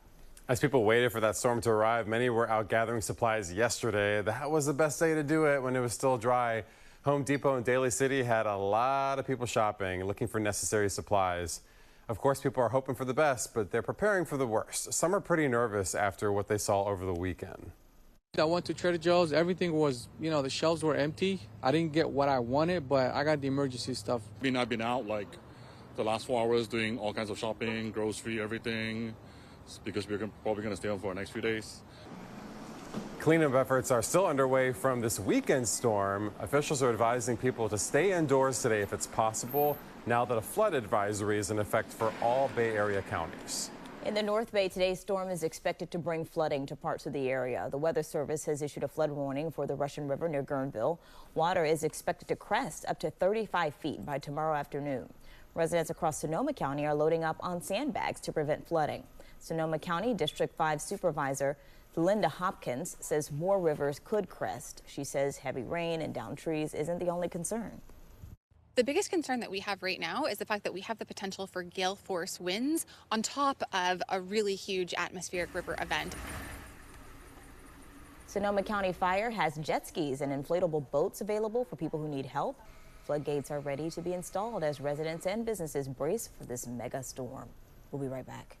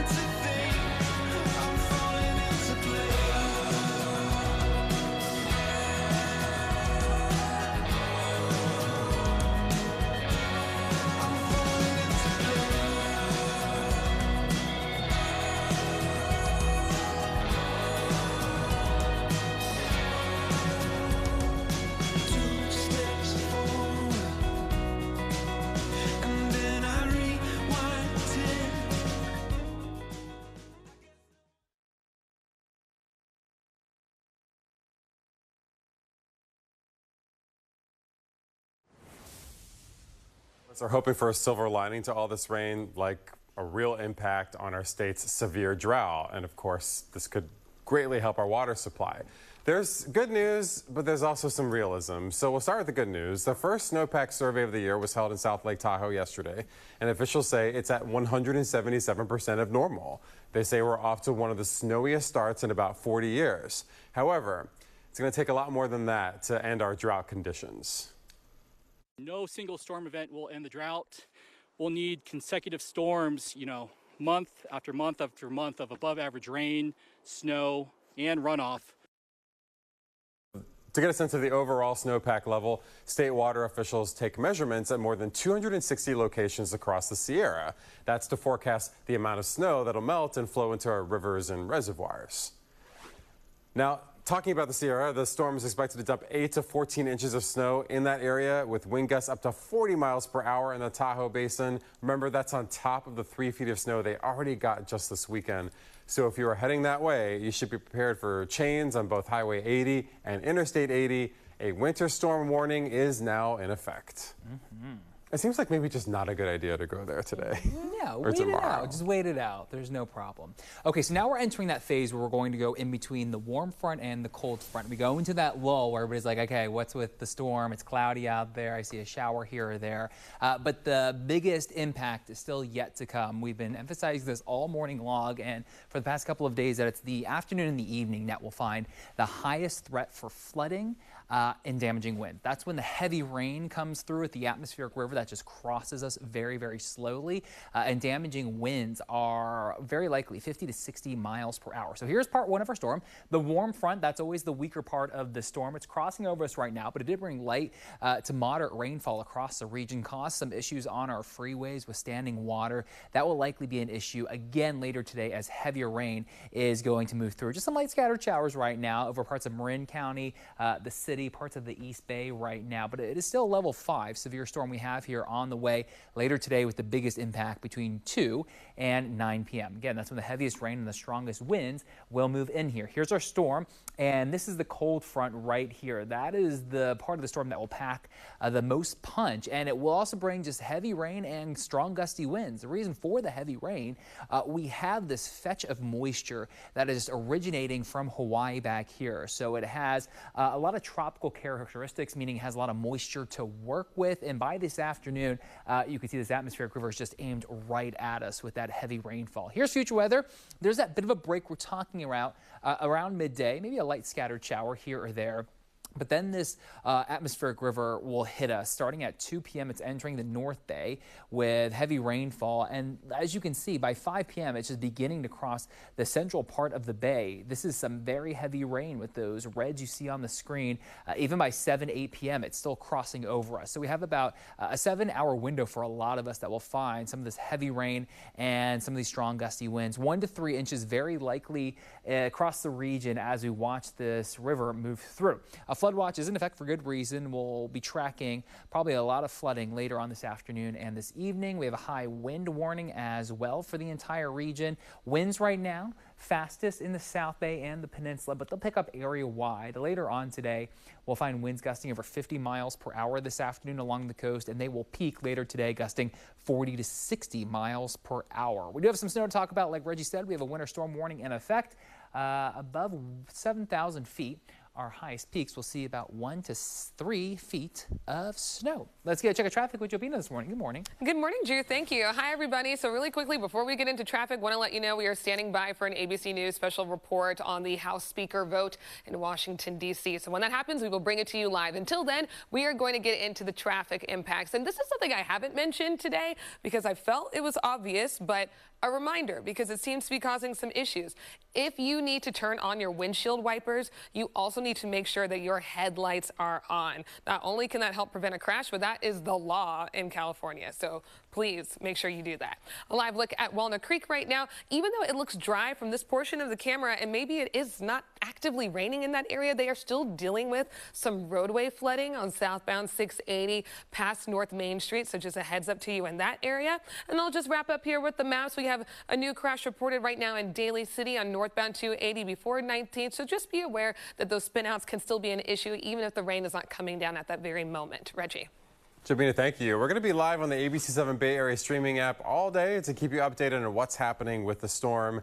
So you're streaming us somewhere to see this. Maybe that's your computer, maybe it's your iPad or your phone. Also want to let you know that you can stream us right on your TV on one of these various apps that you see on your screen right now, including Apple TV, Google TV, Fire TV, and Roku. So we're everywhere that you are. We'll be right back.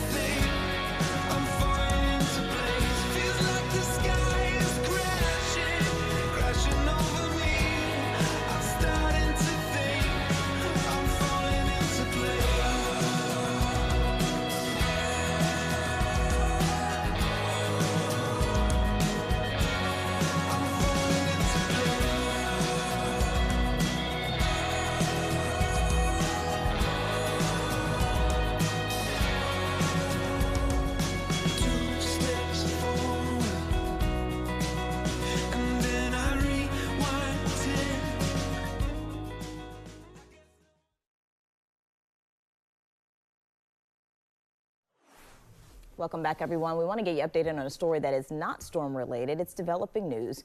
As Buffalo Bills safety Damar Hamlin is still in the hospital in critical condition this morning after he suffered cardiac arrest on the field during Monday night's game against the Bengals. Hamlin was resuscitated twice by medical staff after his collapse. Hamlin's family says that Damar is on a ventilator and is now flipped over on his stomach in the ICU to help with the blood that's in his lungs. This is coming as fans and supporters gathered for a candlelight vigil last night outside of the University of Cincinnati Hospital. Pray for Hamlin signs and posters were scattered around as the group wished for his full recovery. Dorian Glenn, Damar's uncle, reacted to the overwhelming support last night in an interview with our sister network, ESPN. It's really touching. It kind of helps to contrast the traumatic effects that we all witnessed, not just us, but the whole world, with the genuine human love that he's getting from total strangers, just to show that, hey, we care about you, we want you to get better, and that just means the world to us. Glenn says Hamlin is still fighting, and the family appreciates the prayers from all over the world. Now to the battle over who will be the next Speaker of the House. Kevin McCarthy will try again today to secure that position. Yesterday, he fell short of the 218 votes needed in multiple rounds of voting. It's the first time in nearly 100 years that the party in control could not elect a Speaker after the first ballot. McCarthy says he is still forging ahead in his bid for House Speaker. I don't really see it as a battle. We're not that far away. We only need 11 more votes to win. So I think from a whole perspective, if you talk to everybody, it's not that far away. The voting is expected to continue this morning, starting in just a few minutes at 9. Of course, we'll bring you any breaking news if that happens, as we are expecting a special report, and we will update you as soon as that happens. New at 6, San Francisco's largest private employer has announced it's laying off 10% of its employees. Salesforce says that while revenues were high during the pandemic, they hired too many people. And they say those affected in the United States will receive about 5 months of pay. That includes health insurance and other benefits. Salesforce had about 73,000 employees at the end of January last year. New details on a crash on the coast at Devil's Slide. Authorities have arrested the driver of the Tesla that crashed, saying that he intentionally drove the car off of a cliff.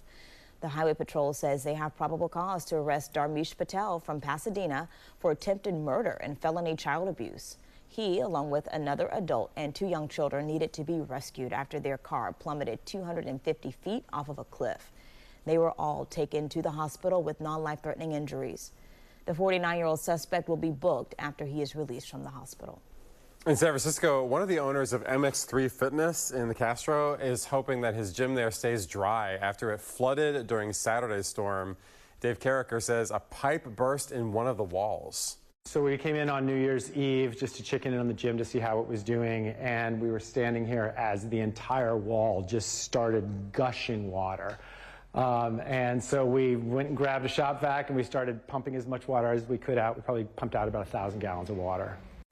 He believes a clogged parking lot above the property contributed to the flooding. Carricker says that crews built a trough to catch any rain that may come through the wall. That's a temporary fix, so crossing fingers that works. He says the biggest issue right now is not knowing when the gym will reopen.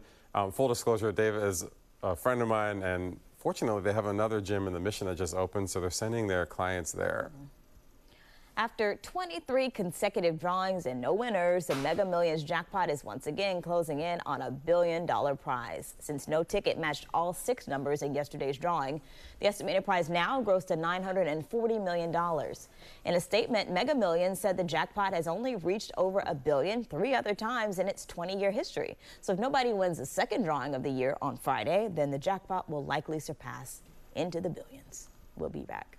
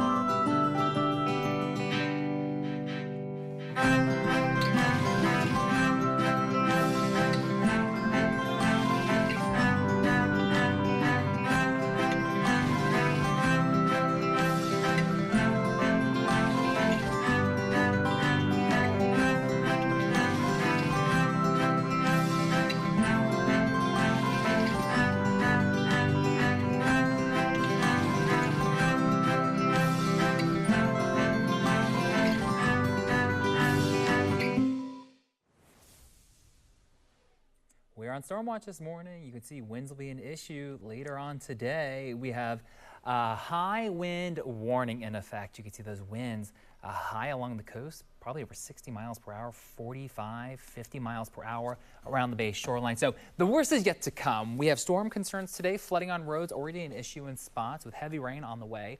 Stream and creek flooding is very high. The possibility for shallow mud, rock, and landslides. And as the winds whip up, power outages and trees coming down, also an issue. This is the warm front, part 1 of a 2-part system that will move through here. Some light showers out there now. You can see as it moved through earlier today, brought some light to moderate rain. So we'll see scattered light showers through 10 a.m.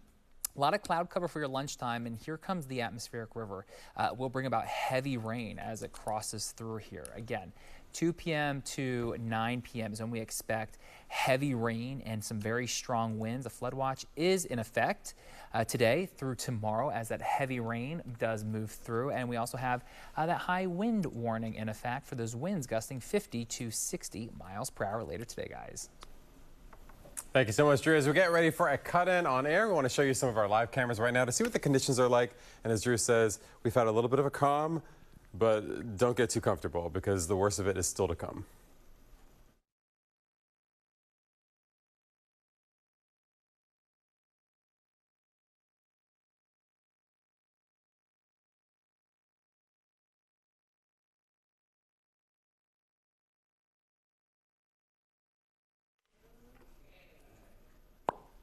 building a better Bay Area.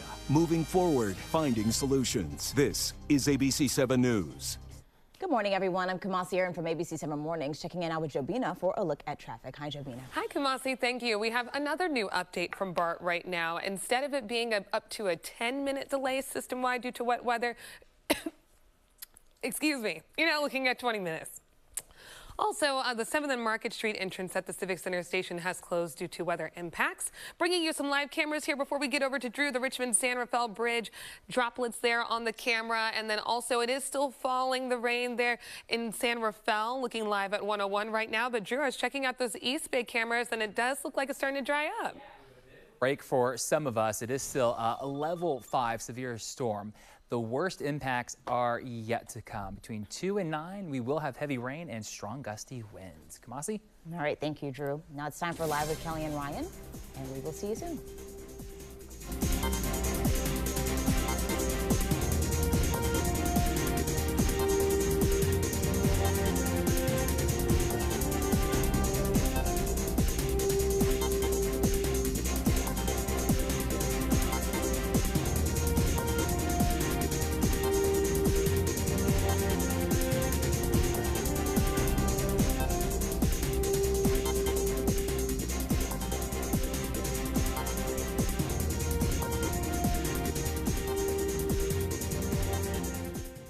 From ABC7, live breaking news.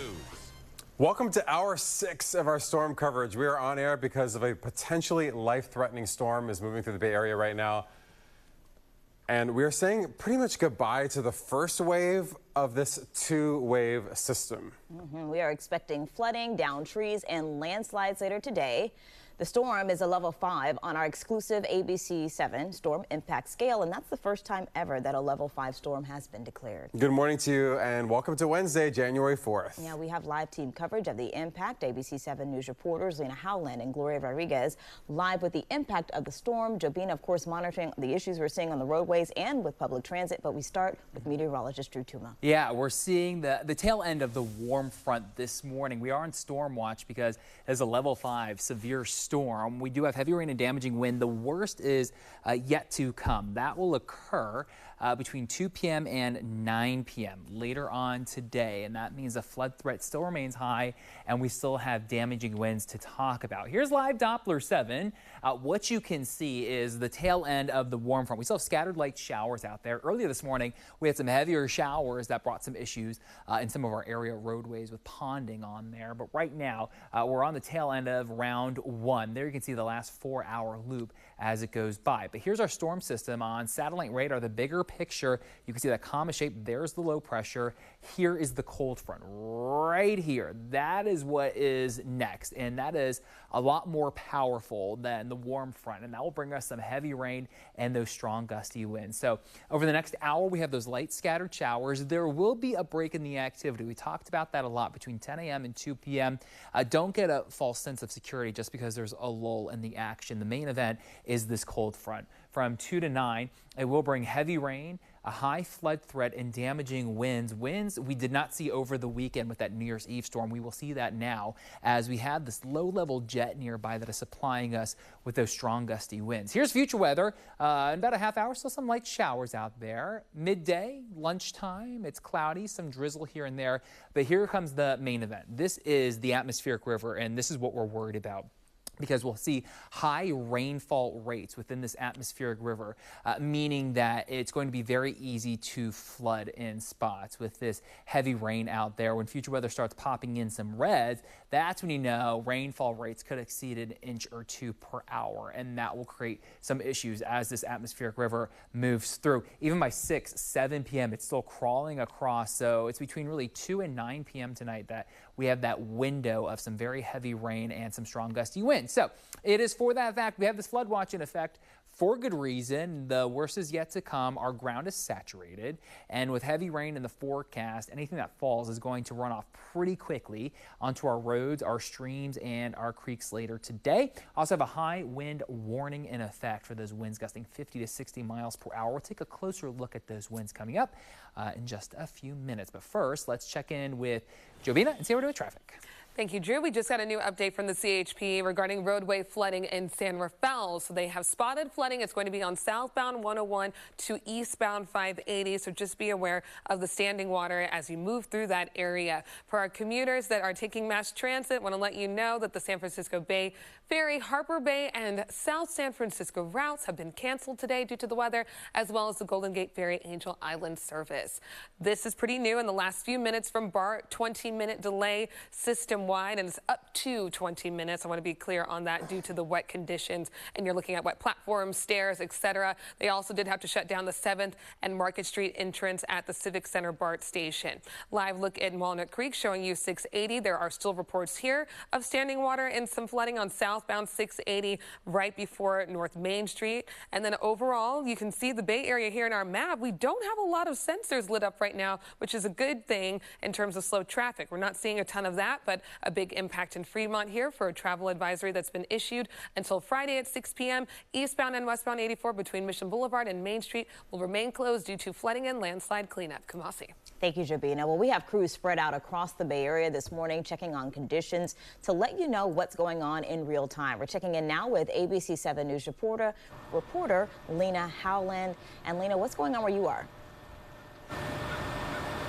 Hey there, right now we are in Foster City. We are right outside of the San Mateo Foster City School District, where they, in just the past couple of hours, made the difficult decision to go ahead and cancel school for tomorrow. Classes today are still going on as planned, except for those after-school activities, events, and meetings today. Those have all been canceled just as a precaution as we look ahead to the brunt of this storm. So this just kind of shows how seriously the district is taking the safety of these students as they are out in these conditions. They don't want these students out in the conditions tomorrow morning during that storm. So that's why they made that decision to go ahead and cancel school for tomorrow. Now, we're still working to get in touch with a school official. We're told they are all tied up with ensuring the safety of the students as they arrive to school this morning. As soon as they wrap that up, we are working to get you an interview with somebody representing the school district to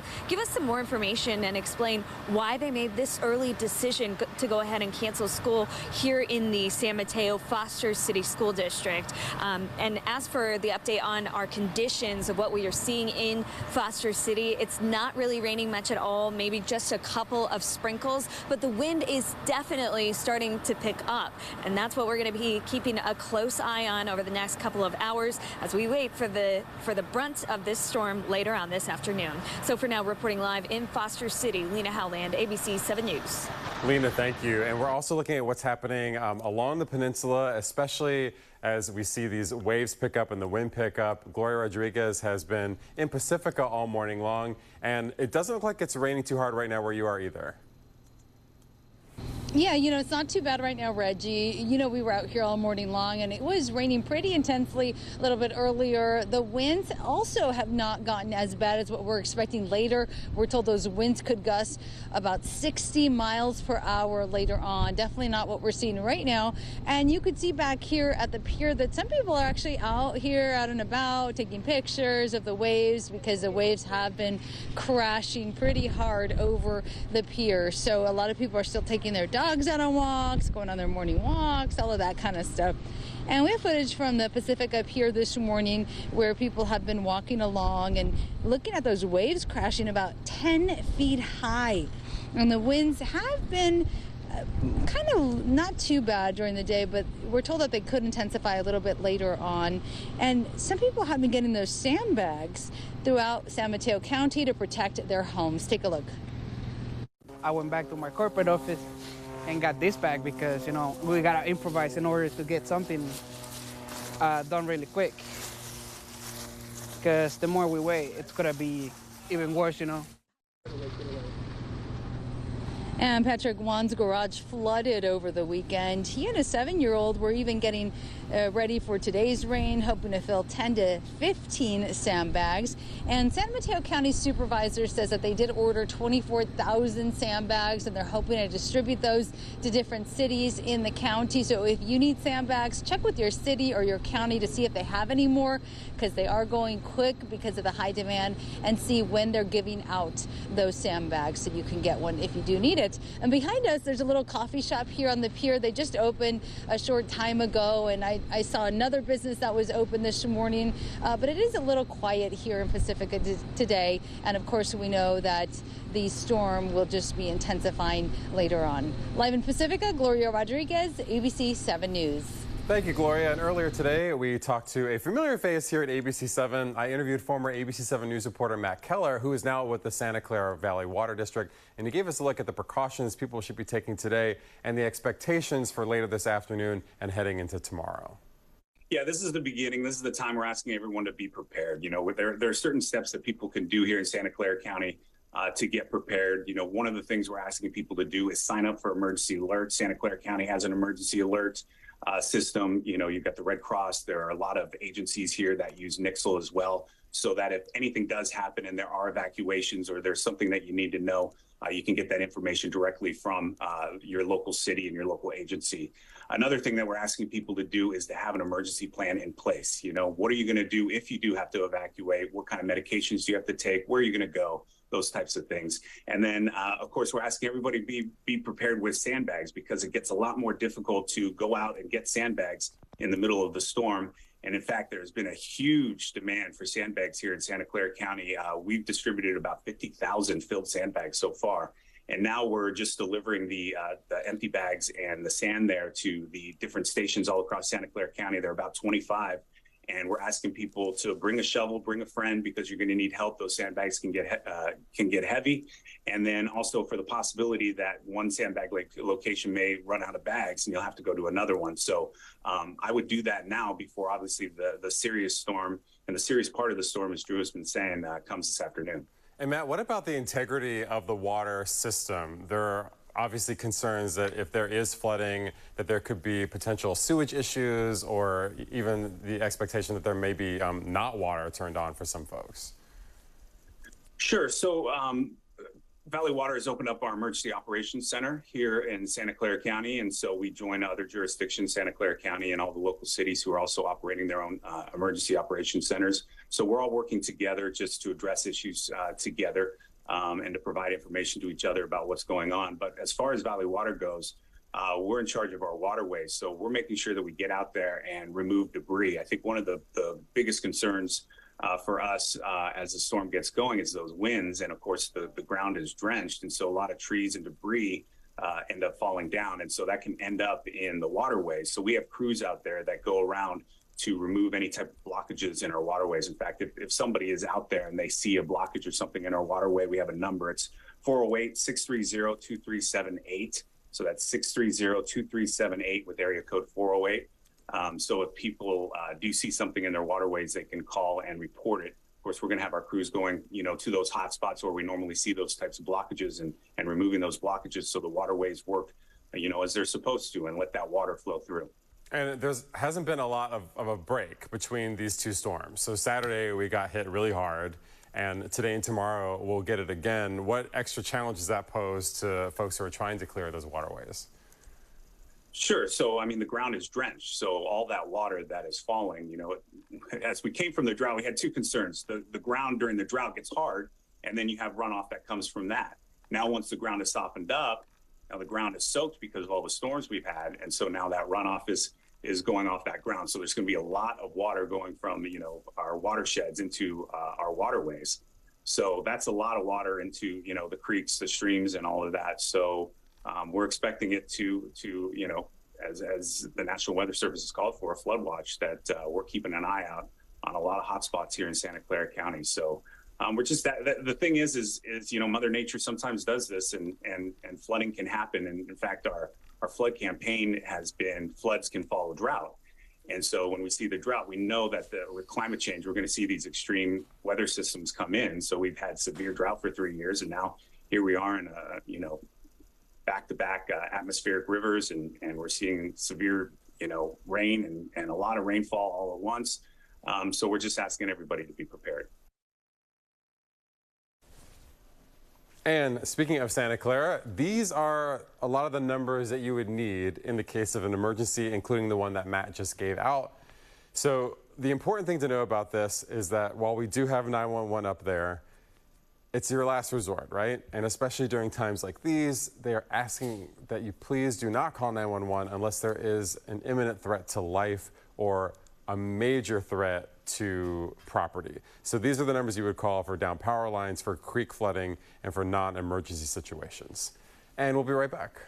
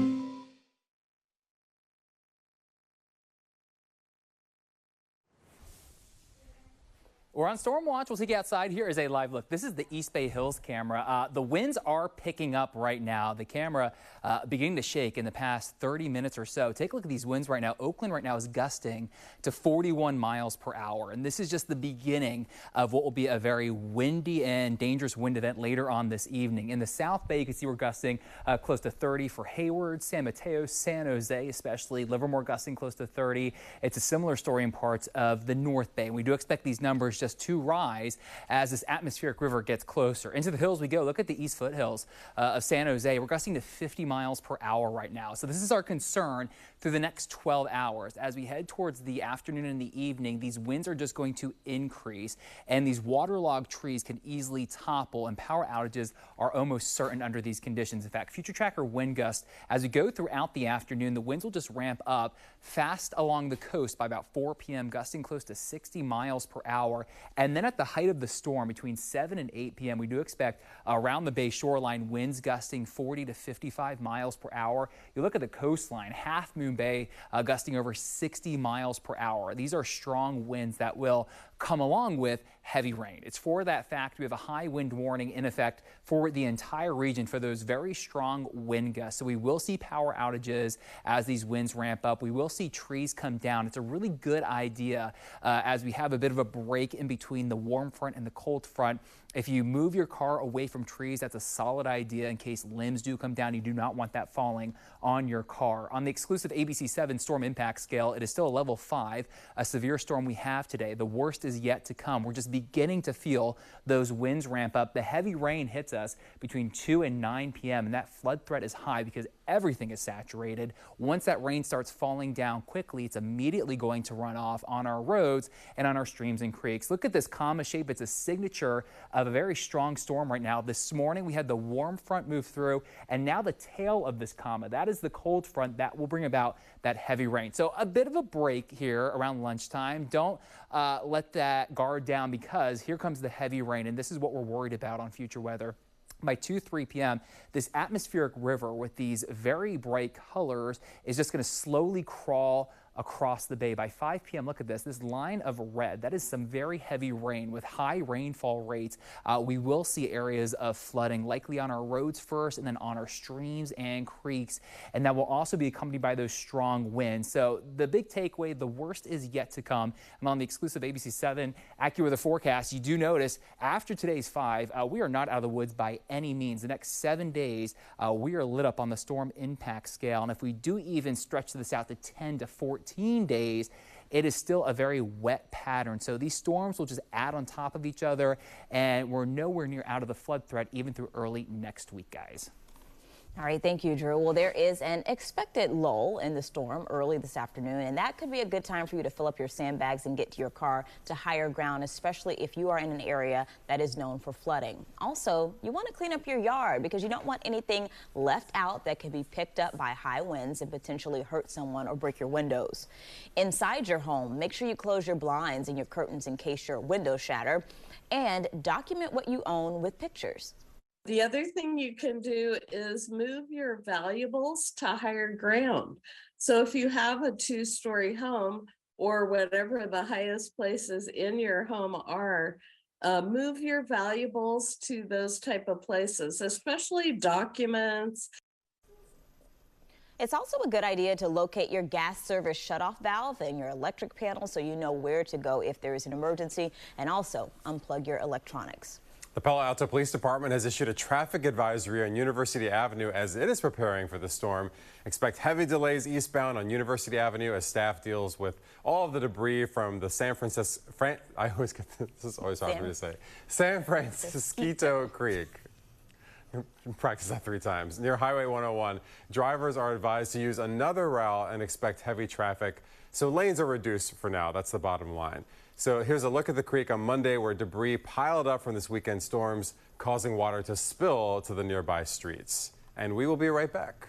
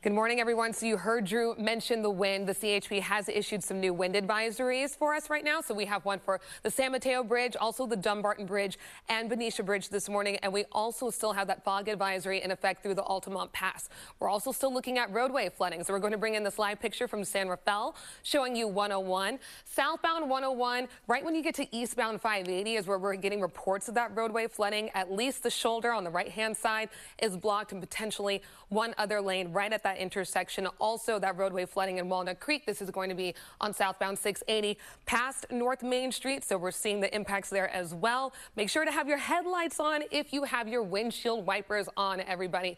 That is law in our area. Also, we have commuter alerts in effect right now. The San Francisco Bay Ferry, Harbor Bay, and South San Francisco routes canceled due to the weather. Also, the Golden Gate Ferry, Angel Island service canceled as well. BART now experiencing a little more trouble in terms of the delay, up to about 20 minutes behind schedule due to the wet weather conditions. Also, the 7th and Market Street entrance at the Civic Center station is closed. Send it back to you guys. All right. Thank you, Jobina. Well, in the East Bay, we are already starting to see some damage starting to form. 2 trees have fallen down in Walnut Creek, and one of them is blocking the westbound lanes on Pleasant Hill Road, the other blocking the outside lane of the northbound Taylor Boulevard. Now, the two trees are from the same hillside, but they fell in different directions. And we want to make sure we are covering all of our counties and talking to our officials to see how they are preparing and what they're seeing at this point. So we're bringing in Steve Hill with the Contra Costa County Fire Protection District. Thank you so much for joining us. We appreciate you. Good morning. Thanks for having us. So we just saw those trees are down. What else are you seeing out there this morning? Well, I guess the headline from our perspective is that we're preparing for what's looking like some pretty dangerous conditions over the course of the next 48 hours or so. And we're asking our residents here in Contra Costa County to do the same. We're expecting, as you're already reporting, that we're likely, because of not just the rain and the soaked ground conditions, but also the winds that we're expecting to materialize, to have trees down. We'll probably have power lines down as well. So we're asking our residents to prepare for not only flooding, which they saw some isolated flooding over the weekend, maybe worse this time, but also probably the likelihood of power outages as a result of those trees and wires down. What all have you all been doing to prepare for the calls that may come in from things like these trees down and potential flooding? We're an all hazards fire district, so we prepare for any manner of emergency situations and rescues, in particular in the case of the weather we're looking at now. One of the things that we have standing by is our swiftwater rescue team with flat bottom boats and rescue boats. They're prepared to effect any rescues that may be necessary as a result of standing water that's likely to develop again, as it did over the past weekend. That's number one. We prefer not to rescue people if we don't have to, so we ask everyone to stay out of standing water, don't drive into it, don't walk into it, and be very cautious around intermittent streams that will be no doubt overflowing in the next couple of days. But we're prepared to make water rescues should they become necessary. We also, for the first time, have our Crew 12. Those are our fire control workers, who normally are employed, your viewers see them during fire season, helping us to fight wildfires. We now have them available year-round, and they're especially well equipped to help keep roads open. For example, with those trees that you just reported are down here in Contra Costa County already this morning. They're equipped with chainsaws, chains, things like that, to help us keep roads open for first responders and for evacuation should they be necessary. That's awesome. We have about 30 seconds left. What message do you have to residents in Contra Costa County at this point in the storm? Well, there are things that homeowners and property owners can do to protect their homes. They typically involve sandbags, redirecting water, that sort of thing, clearing the gutters in front of their homes. We advise people to do that to help with the localized flooding. The main thing, though, the really important thing is stay off those roads during this period. Driving is going to be hazardous. We're certain to have standing water in intersections and other locations where flooding is likely to occur, and that can be very dangerous. Stay out of any standing water, walking or driving, and be cautious around those canals and intermittent creeks that will be overflowing in the next 2 days. All right. Steve Hill, thank you so much for being with us. We appreciate it. Thank you. We'll be right back.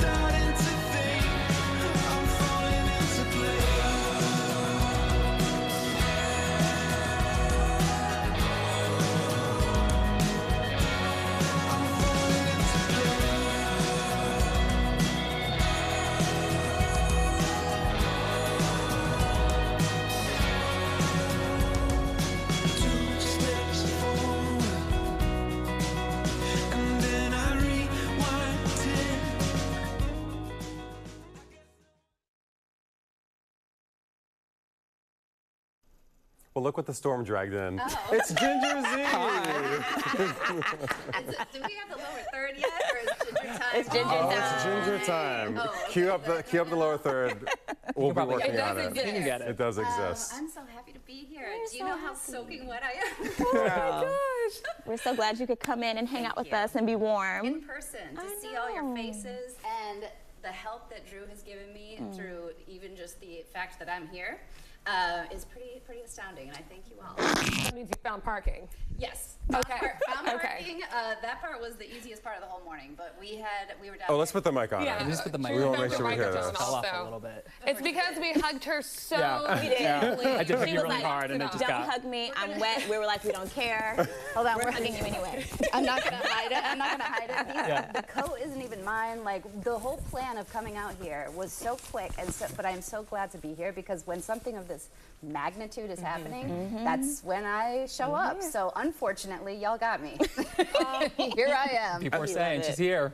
Right, the behind the scenes of it, so obviously Ginger is on Good Morning America. She's the chief meteorologist for all of ABC News. So she had a different plan yesterday. We were actually supposed to have you on the show, as you normally are, teasing what's ahead in Good Morning America, and you texted me saying, plans are changing, I'm heading your way. Yes, and I was dressed and packed for South Florida because we were going to do something totally different. But then when the magnitude of the storm just started ramping up, and really when I saw you take the excerpt from NWS, I wrote my managers right away with Drew's tweet, and I said, we can't miss this. This is our bread and butter. This is what we do. And the Bay Area means so much to us. You all mean so much. I had to be here. So we changed plans really quickly, and I made it. And when you're referencing the NWS statement that Drew put out yesterday, which said that there was a potential for a loss of life. The likely loss of life. And I think that's the thing is when you have this type of storm that a lot of folks maybe haven't even seen. You think of a place like this where people move in, they've maybe in a couple of years seen nothing like this. So to be able to say you're going to have a 70-mile-per-hour wind gust after being sloshed last weekend on top of another 3-5 inches, and then by this weekend, this is just a progressive, I may stay for a week, you know? Please, we would love that. Let's get their reservation. Everyone's like, no, can we make a leave now? This is no good. Yeah, well, I hope that's not the case for the Bay Area. That is absolutely for sure. By the way, since you asked, we did put up It's Ginger Time on the screen. Thank you so as you can it's see, official? yes. It is. And I am so sorry that this is the way that you see me first on your set. You know, like just wet rat, best look I've got. Look, we have the tweet. This will show exactly what Ginger was doing earlier this morning, and we had her on the air as well. She was at Pacifica, and the waves were big. They were huge. I mean, you warned me. I was soaked. My phone on the way here, I hope I know how to get back because I don't think it's going to charge. And it was, you know, when it says, I've taken on too much water. I get that warning a lot. And it said, why don't you try to charge me later? Because the rest of all of my gear, I had my backpack on, everything is soaked. You'd think at this point, 22 years later, I'd know how to deal with waves. But Oh my goodness. don't go by the pier. Sneak up on you. That was your Bay Area welcome. Yeah. I was just saying, I was all, hey, we're in the middle part. We're in the break part. This isn't the most... Right. So, stay away from What are you all concerned about the most today? I think the rainfall rates. Yeah. It's because everything is so saturated that once the rain starts falling, it's just going to immediately run off. Like the soil cannot take any more water. So we already saw just a little bit of light rain this morning was already causing problems on our roadway. So compound that with an atmospheric river that has that connection to the tropics that's pulling up a lot of moisture over the same regions.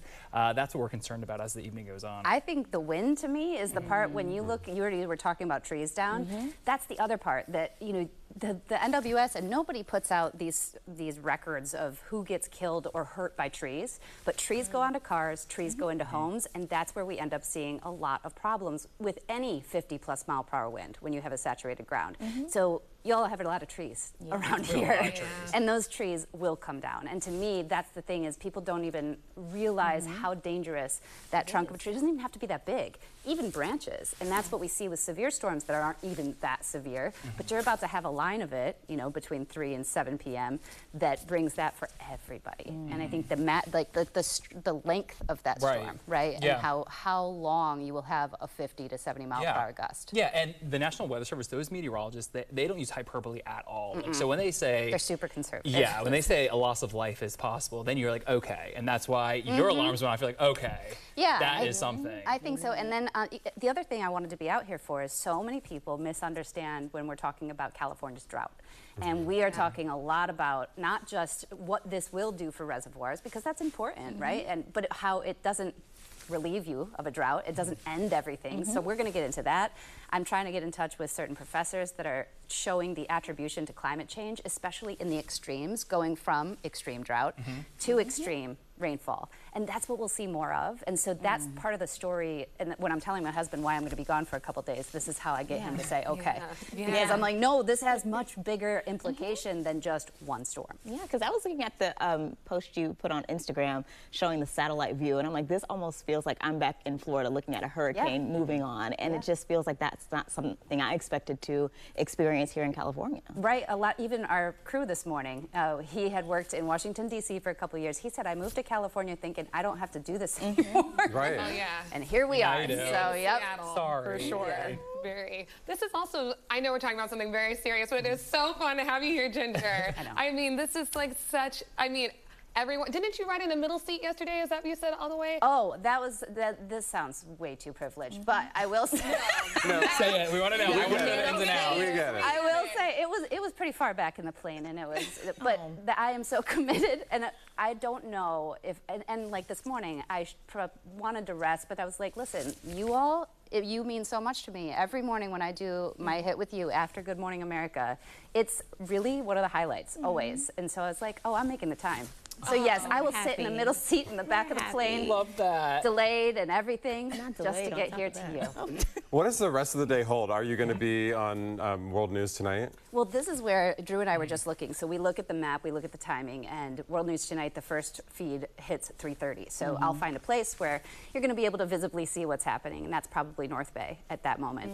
And then we will decide from there. And probably, and unfortunately, we will just watch for damage reports, and that's where you'll see me tomorrow morning on Good Morning America. So it's a long night. It ends up being, and who knows, right? Like, that's the thing, is we're always kind of up in the air, and that's how we live, which I love. And which you can read about in her 2 books. It's Ginger time. I'm so happy you're here. Me too. I love your nails. Oh my gosh. So you get all the detail. When You you do. get to, You do. You get to see it. This is the thing. I actually have nails done, which is not normal to go into a storm. Thank you. Thank you very much. Hey, friend. Oh, wow. I knew we were that's, connected. that's wild. Yours was the first time I ever saw this look, by the way, so this is wild. I don't know. Hey, girl. There's a cosmic connection. We knew we were connected at all times. Well, You're next. Oh, I mean, Yeah, why not? It's happened. He had blue before. The gold for pride. Yes. We've been through it, so. I mean, maybe in honor of Ginger being here, it could happen. Ginger, you're always welcome to this seat, and I know that you're missing out on a much-needed nap right now, so I really am so thankful that you're here. I'm just going to be sleeping. It'll be World News, and they'll be like, Ginger, are you there? Ginger? I'm like, no, but I visited this morning with the best morning team in America. Clip it. Claim Clip it, it, post it. Claim it. Put it in a promo. Send it immediately to Bob Iger. Let's go. Come on, Bob. It's been sent. Thank you. Thank you again, Ginger. Thank you, and good luck, everybody. Just stay, just like Drew said, stay off the road. I think that's the one, you know. And the mudslides and that stuff, you really can't, you know, unless you're asked to evacuate. But I do think that the more, and I see this across the country, people make choices to go in a vehicle, and if you don't have to, if your work's not requiring you to, just say no to cars today, and that's it. Yeah, Smart. Stay safe.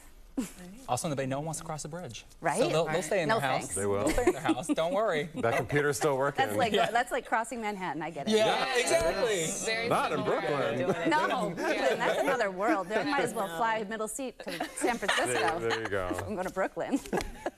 Oh, you're the best. Thanks for joining us. Thank you for having We're me. watching World News Tonight. Thank you. See you then. All right, let's get an update on what's happening out there right now. We are tracking that wet weather out there. Here's a live look. This is Sutro Tower right now. You can see we've got some low clouds, some drizzle on the lens, and it is getting windy as we speak. So that's the next part of the forecast. We're really focusing on is the wind and then the heavy rain as well. We're tracking our rivers too. Guerneville, the Russian River, is forecast for moderate flooding. This will happen later tonight, or at least later tomorrow night, at 11 p.m., cresting to 35.4 feet. It won't go below flood stage until Friday afternoon, so we are expecting moderate flooding there. On the Alameda Creek near Niles, flood stage is 9 feet. It's cresting at 10.8 feet early tomorrow morning. So if you live by either of those bodies of water, just know that the water will overflow their banks a little bit. So we do have a high wind warning in effect. This for the entire region, meaning winds gusting 50 to 60 miles per hour today. We're already starting to see the winds ramp up as we speak. So gusting right now, we're focusing on Oakland, 41 miles per hour, and this wind, you're looking at the wind barbs, it's coming out of the south and southeast, and that is running perpendicular to a lot of our area bridges. So if you're driving over a bridge today, you're going to feel your car shake a lot as these winds ramp up. We'll also get winds in our hills as well. Here is the wind forecast. We'll see them strongest along the coast later today, and then into the afternoon and evening.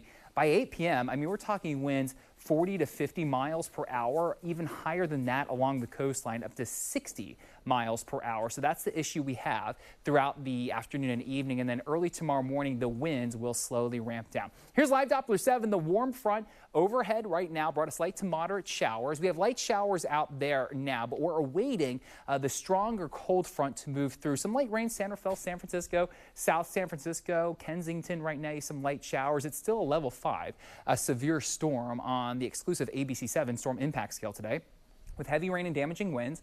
The worst impacts between 2 and 9, and that flood threat is there with trees coming down. So rainfall potential, we're still looking at 1 to 3 inches of rain. And I just want to emphasize that a lot of this is going to fall in a very short period of time, and that's why we're worried about the rainfall occurring under such slim conditions in terms of our time. It could create a lot of issues with flooding. That's why we have the flood watch in effect as well. So you notice we're bouncing around out there. If you can, stay off the roads between 2 and 9 p.m. today. That's when we'll have the strongest winds, the heaviest rain. We will be tracking all of that for you as the day goes on. But just know the big headline today is that the worst has yet to come with this level 5 storm. We're just seeing the winds start to ramp up with our atmospheric river, and the rain will follow heavy at times later today, guys. Thank you, Drew. We have crews spread out across the Bay Area this morning, checking on the conditions to let you know what we are seeing in real time. We are checking in now with ABC7 News reporter Lena Howland. Good morning, Lena. Hey, Kamasi, good morning. We are coming to you live in San Francisco, just off of Franklin, not far from City Hall. And we were just over in Foster City, where it was hardly raining at all. We're back now in San Francisco, where we're starting to see some more sprinkles come down. If we want to take a live look over at the roads, just to give you a perspective of our view here from the live track. Now, we are seeing, as I mentioned, just a little bit more rain here compared to Foster City. But this is honestly nothing compared to what we saw up in the North Bay near Larkspur and Sausalito earlier this morning, with heavy rain and very slick roads for most of the early morning hours. Luckily, we're not seeing too many problem areas on the roads here in San Francisco where we are, but as we know, that can change very quickly. Now, we were in Foster City in the last half hour because the San Mateo Foster City School District decided to cancel all after-school activities today, and they have already gone ahead and decided to cancel all classes for tomorrow because of the weather. At this point in the morning, we're already getting some early reports of more damage happening in San Francisco. The city's fire department says a tree is down on a parked car right now off of Turk Street, but no one was hurt. Now, that is where we are headed right now to get a closer look at the damage. As soon as we get there, we will bring you a look at that.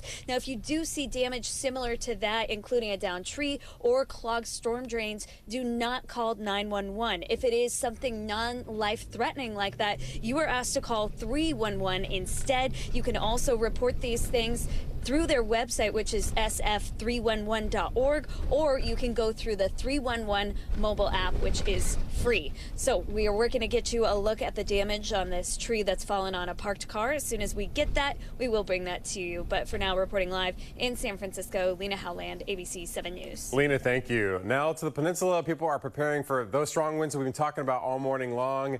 ABC7 News reporter Gloria Rodriguez is in Pacifica, and Gloria was at the same spot basically that Ginger's Z was. Ginger Z got pummeled by a wave. Gloria also got wet this morning, and so she moved right out of that spot. We did, and Reggie, you know, we were not rolling on that, but I also got hit by one of those waves here on the pier, so you could see how big those waves are today. They are up to 10 feet tall. Tomorrow they're expected to be about 30 feet tall, but yeah, I was standing over there where you're seeing where that sidewalk is. That's where we were doing our live shots earlier. Well, a huge wave came and just got me totally drenched. Thankfully, it didn't knock me over or anything like that. But, you know, we did move just so that we can try to stay as dry as possible through this rain. But we do have some footage from the Pacific up here this morning.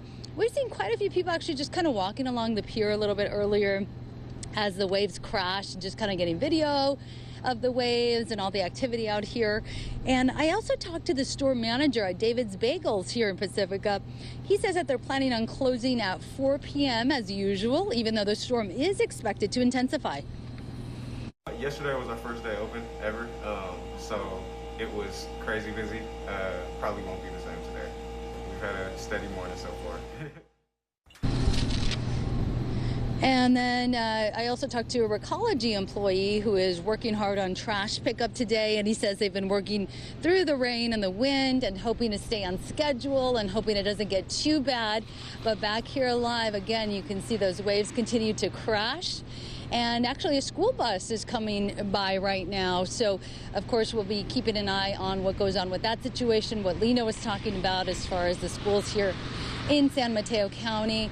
And, you know, it is raining right now, but it's actually not as bad as it was earlier. It's kind of a light rain right now. And the winds are not too intense as well right now. So we're going to keep monitoring the situation here. We'll bring you the very latest. Live in Pacifica, Gloria Rodriguez, ABC7 News. Gloria, thank you. The largest regional park system in the country is closing down because of the strong storm hitting the Bay Area. East Bay Regional Parks District has shut down all parks from today through tomorrow. Residents are advised by the Park District not to enter. Parks are expected to reopen Friday after officials assess the weather conditions. For reopenings and more information on East Bay Regional Parks, you can head to their website, which is ebparks.org. And we're coming right back.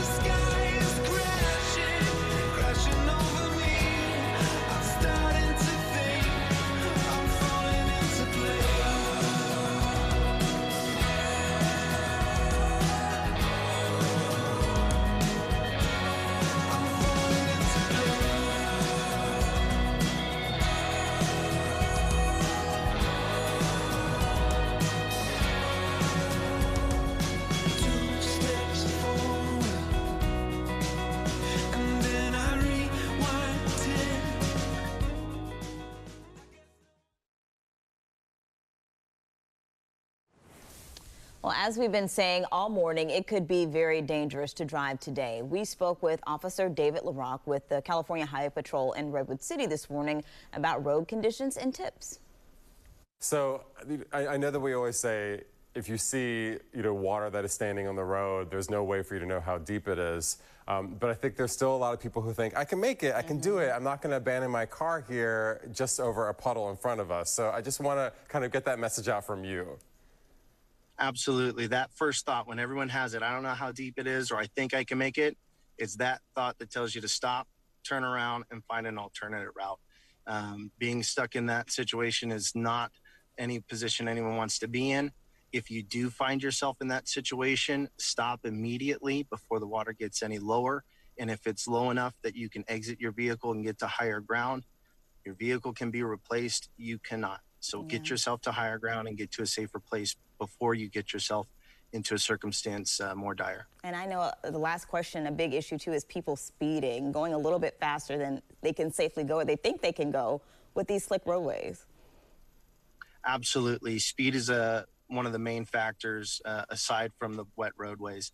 And we always encourage, be late to your appointment rather than not get there at all. So slow down, stay to the right.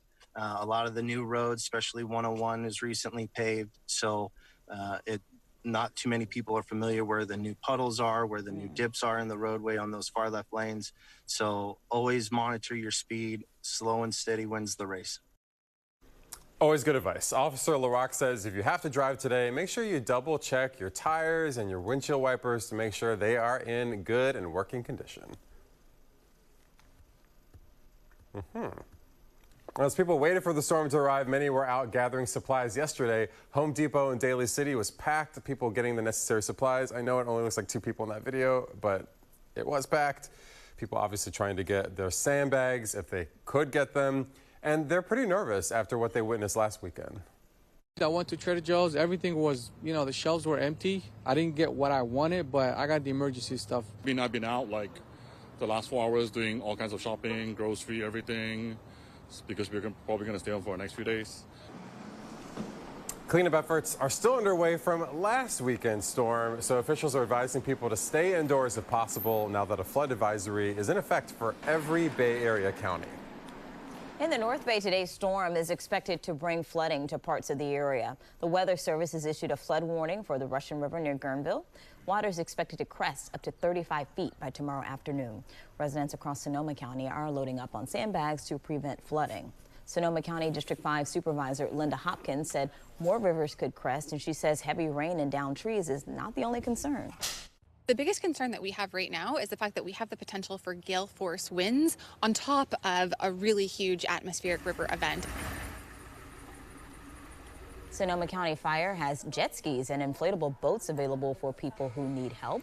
Floodgates are ready to be installed as residents and businesses brace for this mega storm. Today's level 5 storm has the potential to disrupt bedrock and sediment, leading to mudslides and sinkholes. And we've already seen some of that kind of damage from last week's storm. For example, look at the Oakland Zoo. That's the entrance. That's why they're going to be closed for weeks.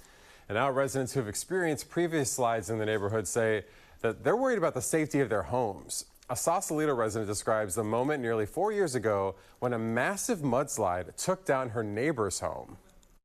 I heard a banging on my bedroom window, and I looked outside, and there were men in uniforms, and they said, get out now, you've got 5 minutes. And in the East Bay city of San Pablo, a mudslide in 2011 forced homes to be red tagged and yellow tagged.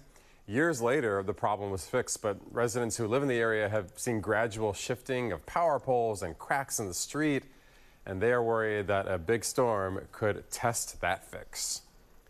One of the big questions people have is, are these recent storms having much of an impact on our state's drought and water supply? The first snowpack survey of the year was held in South Lake Tahoe yesterday.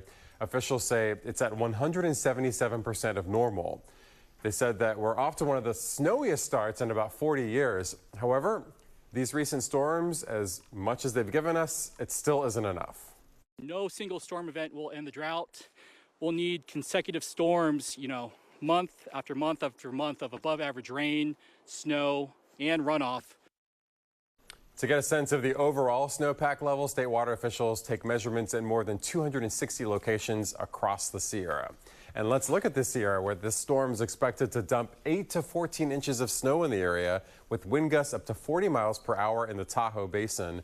That's on top of the 3 feet of snow they got this weekend. If you're heading that way, please be prepared. You're going to need chains on both Highway 50 and Interstate 80. And a winter storm warning went into effect this morning at 7 a.m. We'll be right back.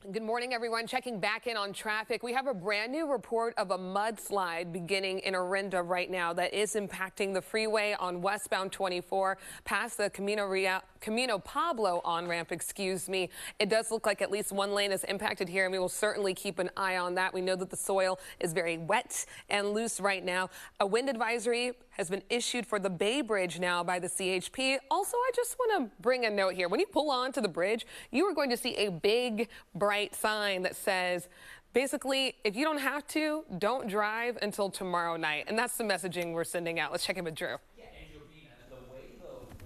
Are traveling right now. They are running perpendicular to our area bridges, so you're really going to feel that tug on your car. Let's take a live look outside our rooftop camera KGO. The winds are beginning to ramp up. You can see the palm trees are swaying. Look at the flags atop the piers. They are moving and our camera is bouncing. So now we're just beginning to enter this window. We're starting to see higher effects from this atmospheric river. Look at the winds right now. We're gusting over 40 in Oakland, lots of 20s and 30s, currently gusting to 36 in San Mateo. So we're going to be in this wind at least for 12 hours. We have a high wind warning in effect, even stronger in our hills, East Foothills gusting to 52, the Oakland Hills gusting close to 40. So things are going to get even messier around here. That's the theme. The morning may have started off on the lighter side, but the action is ramping up. Here's future weather. Winds gusting over 50 miles per hour along the coast. It's really later this evening. This timestamp is 8 p.m. Winds gusting 45 to 55 around the Bay shoreline, probably over 60 miles per hour along the coastline. We have a high wind warning in effect for good reason. The winds are ramping up as we speak. A really good idea. Try not to park under trees.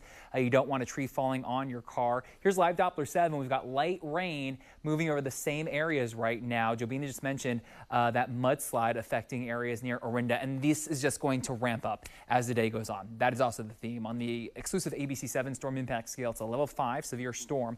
Heavy rain and damaging winds with the worst impacts later on today. Here's the cold front with our storm right there. That is about to move in here this afternoon and evening, and that will pack a punch. Here's future weather. A bit of a break in the heaviest action, but look at this. Here is the atmospheric river that is going to move into the North Bay first around 2:30 at 4. It is now just slowly crawling across the region. Not only just heavy rain with high rainfall rates creating flooding, this is going to come with some very strong winds as it moves through. It is still crawling through here by 6 p.m. It's not out of here until 9 p.m. So we have a long duration of heavy rain, that 7-hour window where totals are going to add up 1 to 3 inches across the region, and that's going to create some issues around here. Here's the AccuWeather 7-day forecast. Plan next 7 days for you. The worst is yet to come today. The winds are ramping up. The heavy rain is on its way. Even tomorrow, we'll still find breezy conditions, thunderstorms possible in the morning, and then that sets the stage for just a really wet pattern the next 7, even 14 days. You can see it oscillates between 1, 2s, 3s, and 5s. And even if we extended this to another 10 days, it would still just be a wet pattern. So despite the heavy rain and wind today, we're not out of the woods by any means because it just adds on top. We can't dry out. It just keeps raining. So that's going to be the issue we'll track for the next 1 to 2 weeks. Oh, wait. I was He hit us think you with were going to say this. days. Definitely. I know. And then we I'm got prepared. I've been prepared. Yeah. Come on. Yeah, you have been checking in.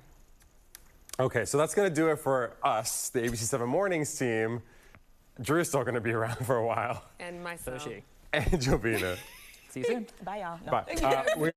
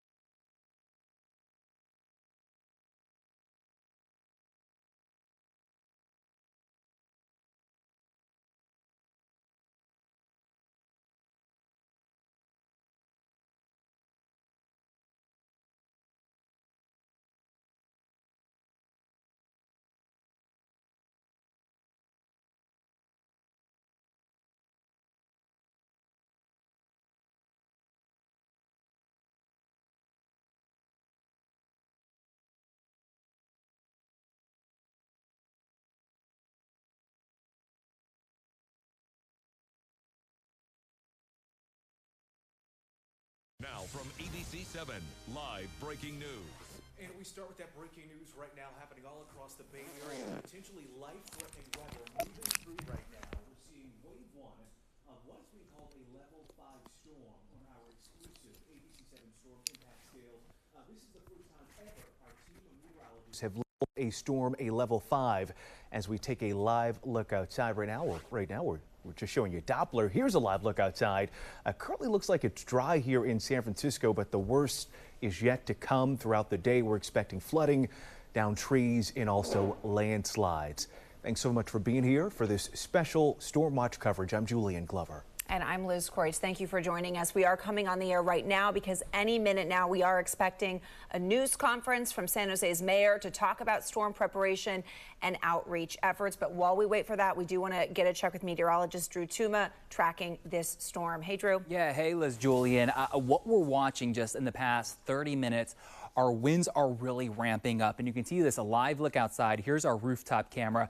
The palms are swaying now. The flags on top of the piers, they are blowing, and the camera is shaking. And these winds are ramping up over the next couple of hours, and we will be within this wind threat for at least 12 hours. So we're still waiting on the worst of the storm to really hit us. It's for that fact on the exclusive ABC7 storm impact scale, this is still a level 5 severe storm. We are really emphasizing that the worst has not hit us yet. We had that morning rainfall that caused a few issues here and there on our roads, but now it's a combination of heavy wind thanks to an atmospheric river and damaging winds with the worst impact between 2 p.m. and 9 p.m. So the flood threat is still high and trees will likely come down. Here's live Doppler 7. You can see this is the warm front that is moving through as we speak. We're now seeing just light showers out there, but the bigger story again are that the winds are really ramping up right now. Look at some of these wind gusts. This is just in the past 30 minutes that these winds have really increased out of the south.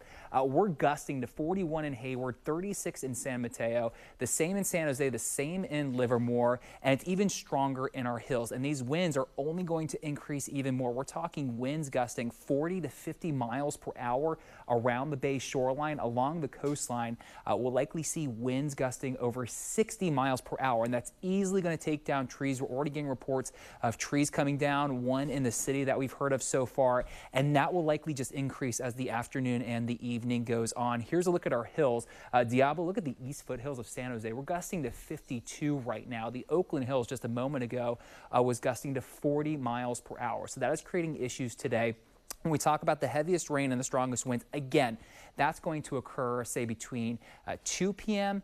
and 9 p.m. this evening. Now, this has created some trouble when it comes to traveling out there. Thankfully, when we talked to Jobina, it seems like a lot of people have heeded the warning and have decided to just stay home and wait out this storm. Oh, yes, we're definitely seeing that reflected, Drew, because we know in other scenarios with storms not nearly as severe as what we're expecting, we've seen huge issues on our roadways. What we are finding, though, are environmental impacts. Mudslide right now reported in Orinda. This is on westbound 24, right at past Camino Pablo, the on-ramp there. So we don't see that lanes are impacted at the moment, but we are keeping an eye on it because we know that it can really escalate. And I will take you to a scenario where that certainly happened in Fremont. Flooding and landslide cleanup underway until Friday at 6 p.m. eastbound and westbound 84 between Mission Boulevard and Main Street. This has been shut down since yesterday. It will not reopen. At least this is the CHP's estimate until 6 p.m. on Friday. That signaler is in effect. Also, let's check in on some of our other disruptions because if you're relying on the ferry, the San Francisco Bay Ferry Harbor Bay and South San Francisco routes canceled today due to the weather. Also, the Golden Gate Ferry Angel Island service has been canceled. And I do want to let you know, San Francisco Bay Ferry did say if you rely on the ferry to get to the Warriors game, because we know there's a game tonight, they do not expect there to be any impacts to that service.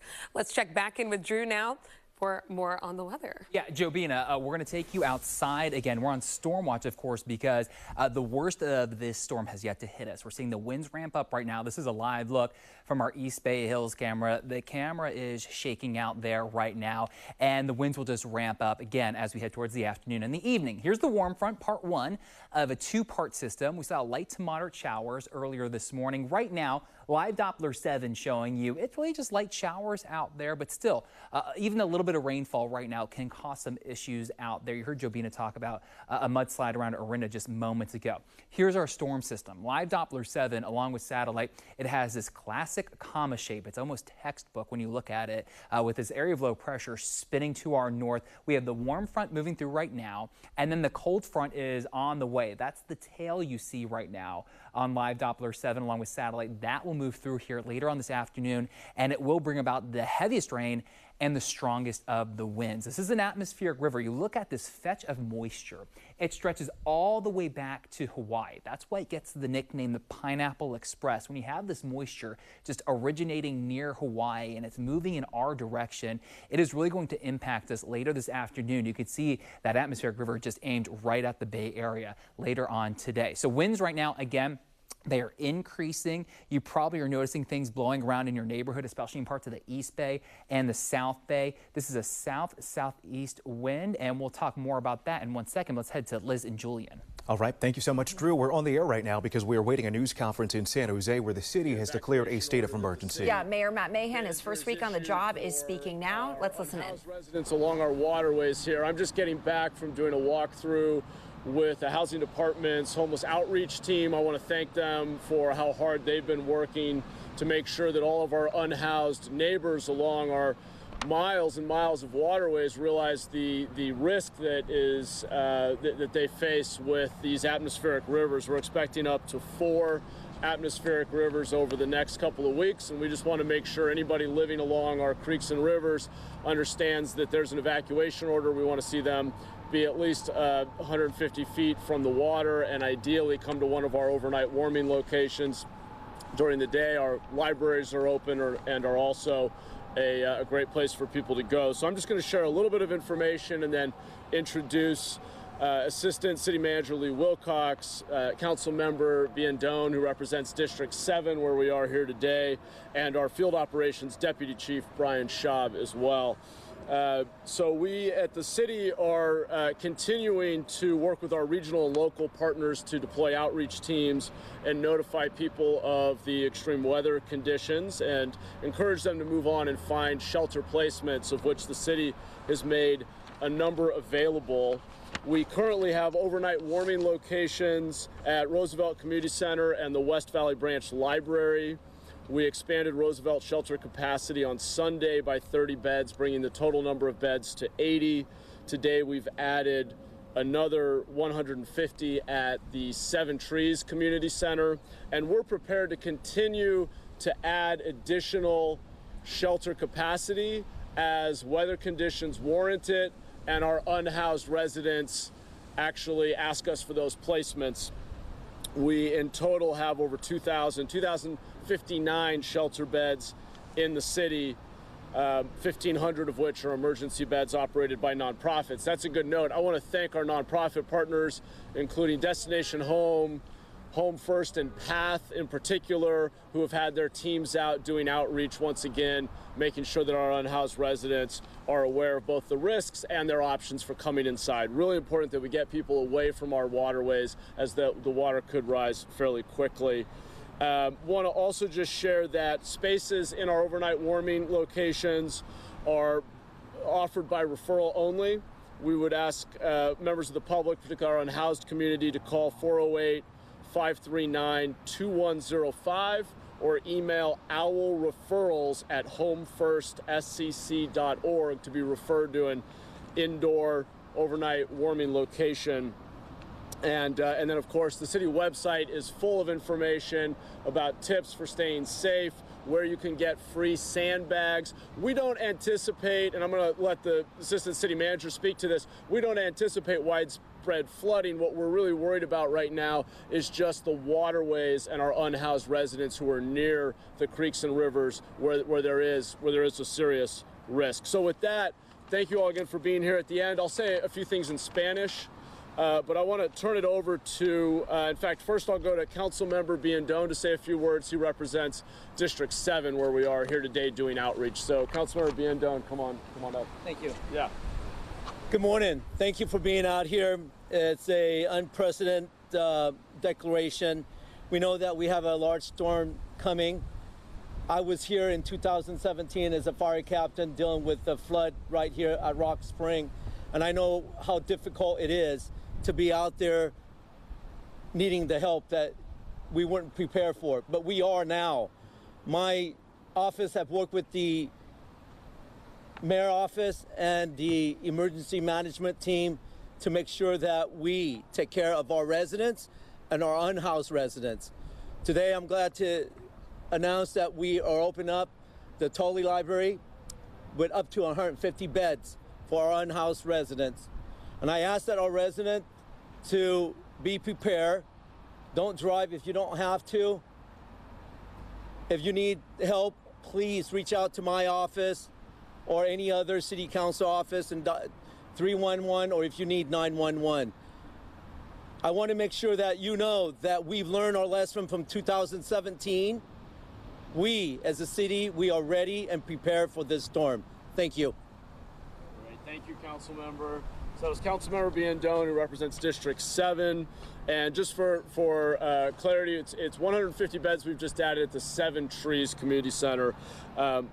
Thank you for noting that, and we are prepared to keep expanding those, as I mentioned. Okay, next up, we have Assistant City Manager Lee Wilcox.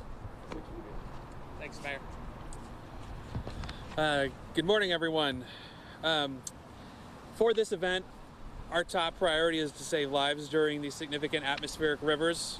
That's why City Manager Jennifer McGuire did proclaim a local emergency and evacuation order.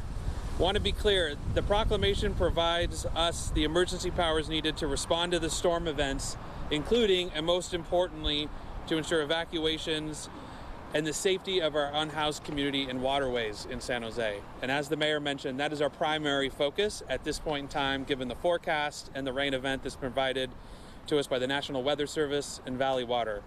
Our primary focus is supporting and protecting the lives of our unhoused community in our waterways. This has started with outreach over the past several days to our unhoused community, as well as ramping up efforts last night with volunteers, as well as the use of long-range acoustical devices with the San Jose Police Department to let folks know that they should exit the waterways as the storm is approaching. The proclamation also allows us as a city to reassign personnel to help with outreach that has happened this morning, as well as request any emergency assistance or mutual aid if necessary from other local jurisdictions. And with that, I'll hand it back over to the mayor. Thank you, Lee, Assistant City Manager. Next up, we have Field Operations Deputy Chief Brian Schaub. Good morning, everybody. Brian Schaub with the Bureau of Field Operations. I'd like to briefly talk about the police department's role as it relates to the larger coordinated response by the city with regard to this weather event. The police department's role in this event is right now, as it stands, limited to the messaging of and the assistance of the evacuations from the emergency proclamation order that was released yesterday.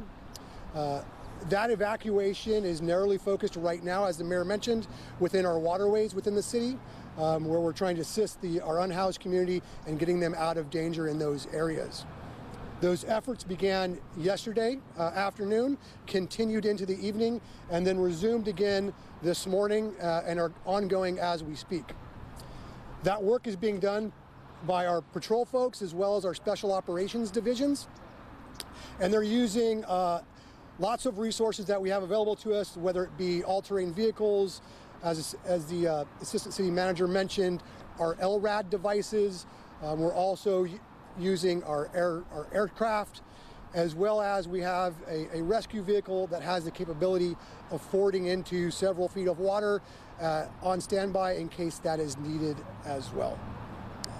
Thank you very much. Thank you, Deputy Chief.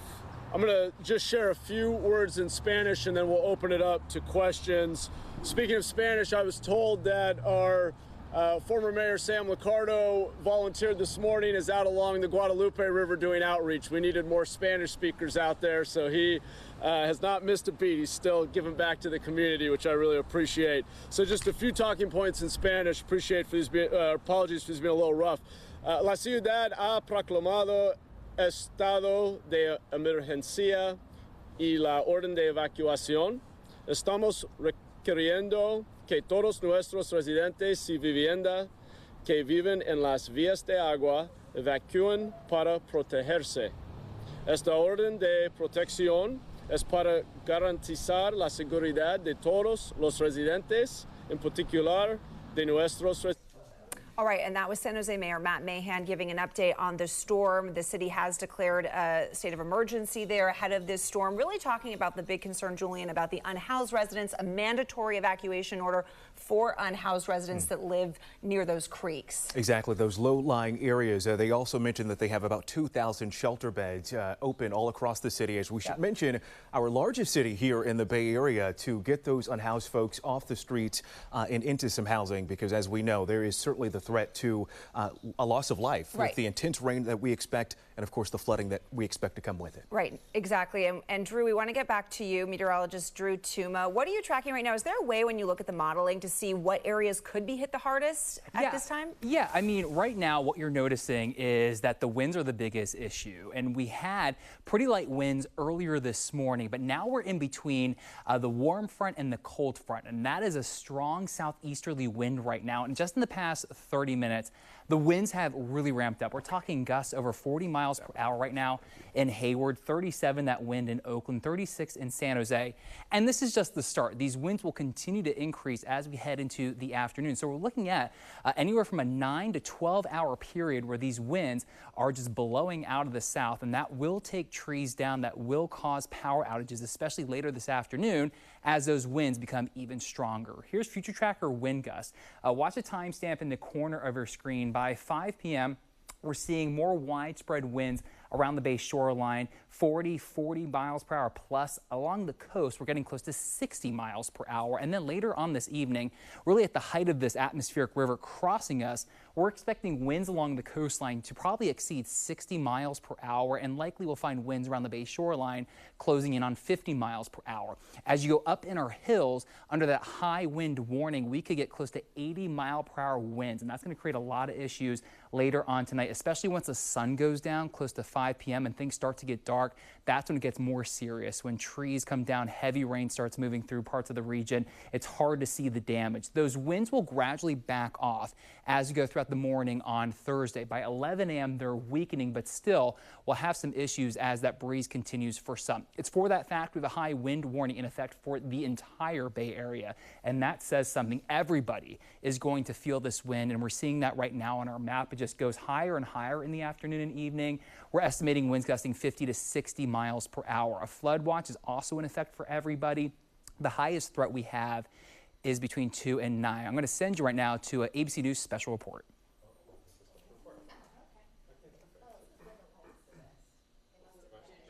Coverage will continue. ABC News Live, abcnews.com, and I'll see you for World News Tonight. I'm David Muir in New York. Good day. This has been a special report from ABC News. Yep, that you can, and really make sure that wherever they're...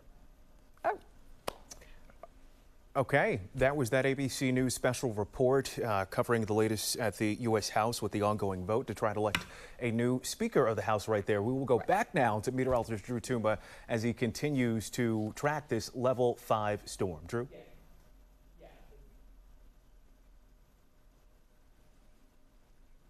Okay, we will go ahead and end this special coverage here on air and on the ABC7 24/7 stream. We'll be back for Midday Live, where the full ABC7 News team will continue our coverage of reporters fanned out across the Bay Area. Absolutely. All right, thanks for joining us, and we'll see you at 11. Have a great day.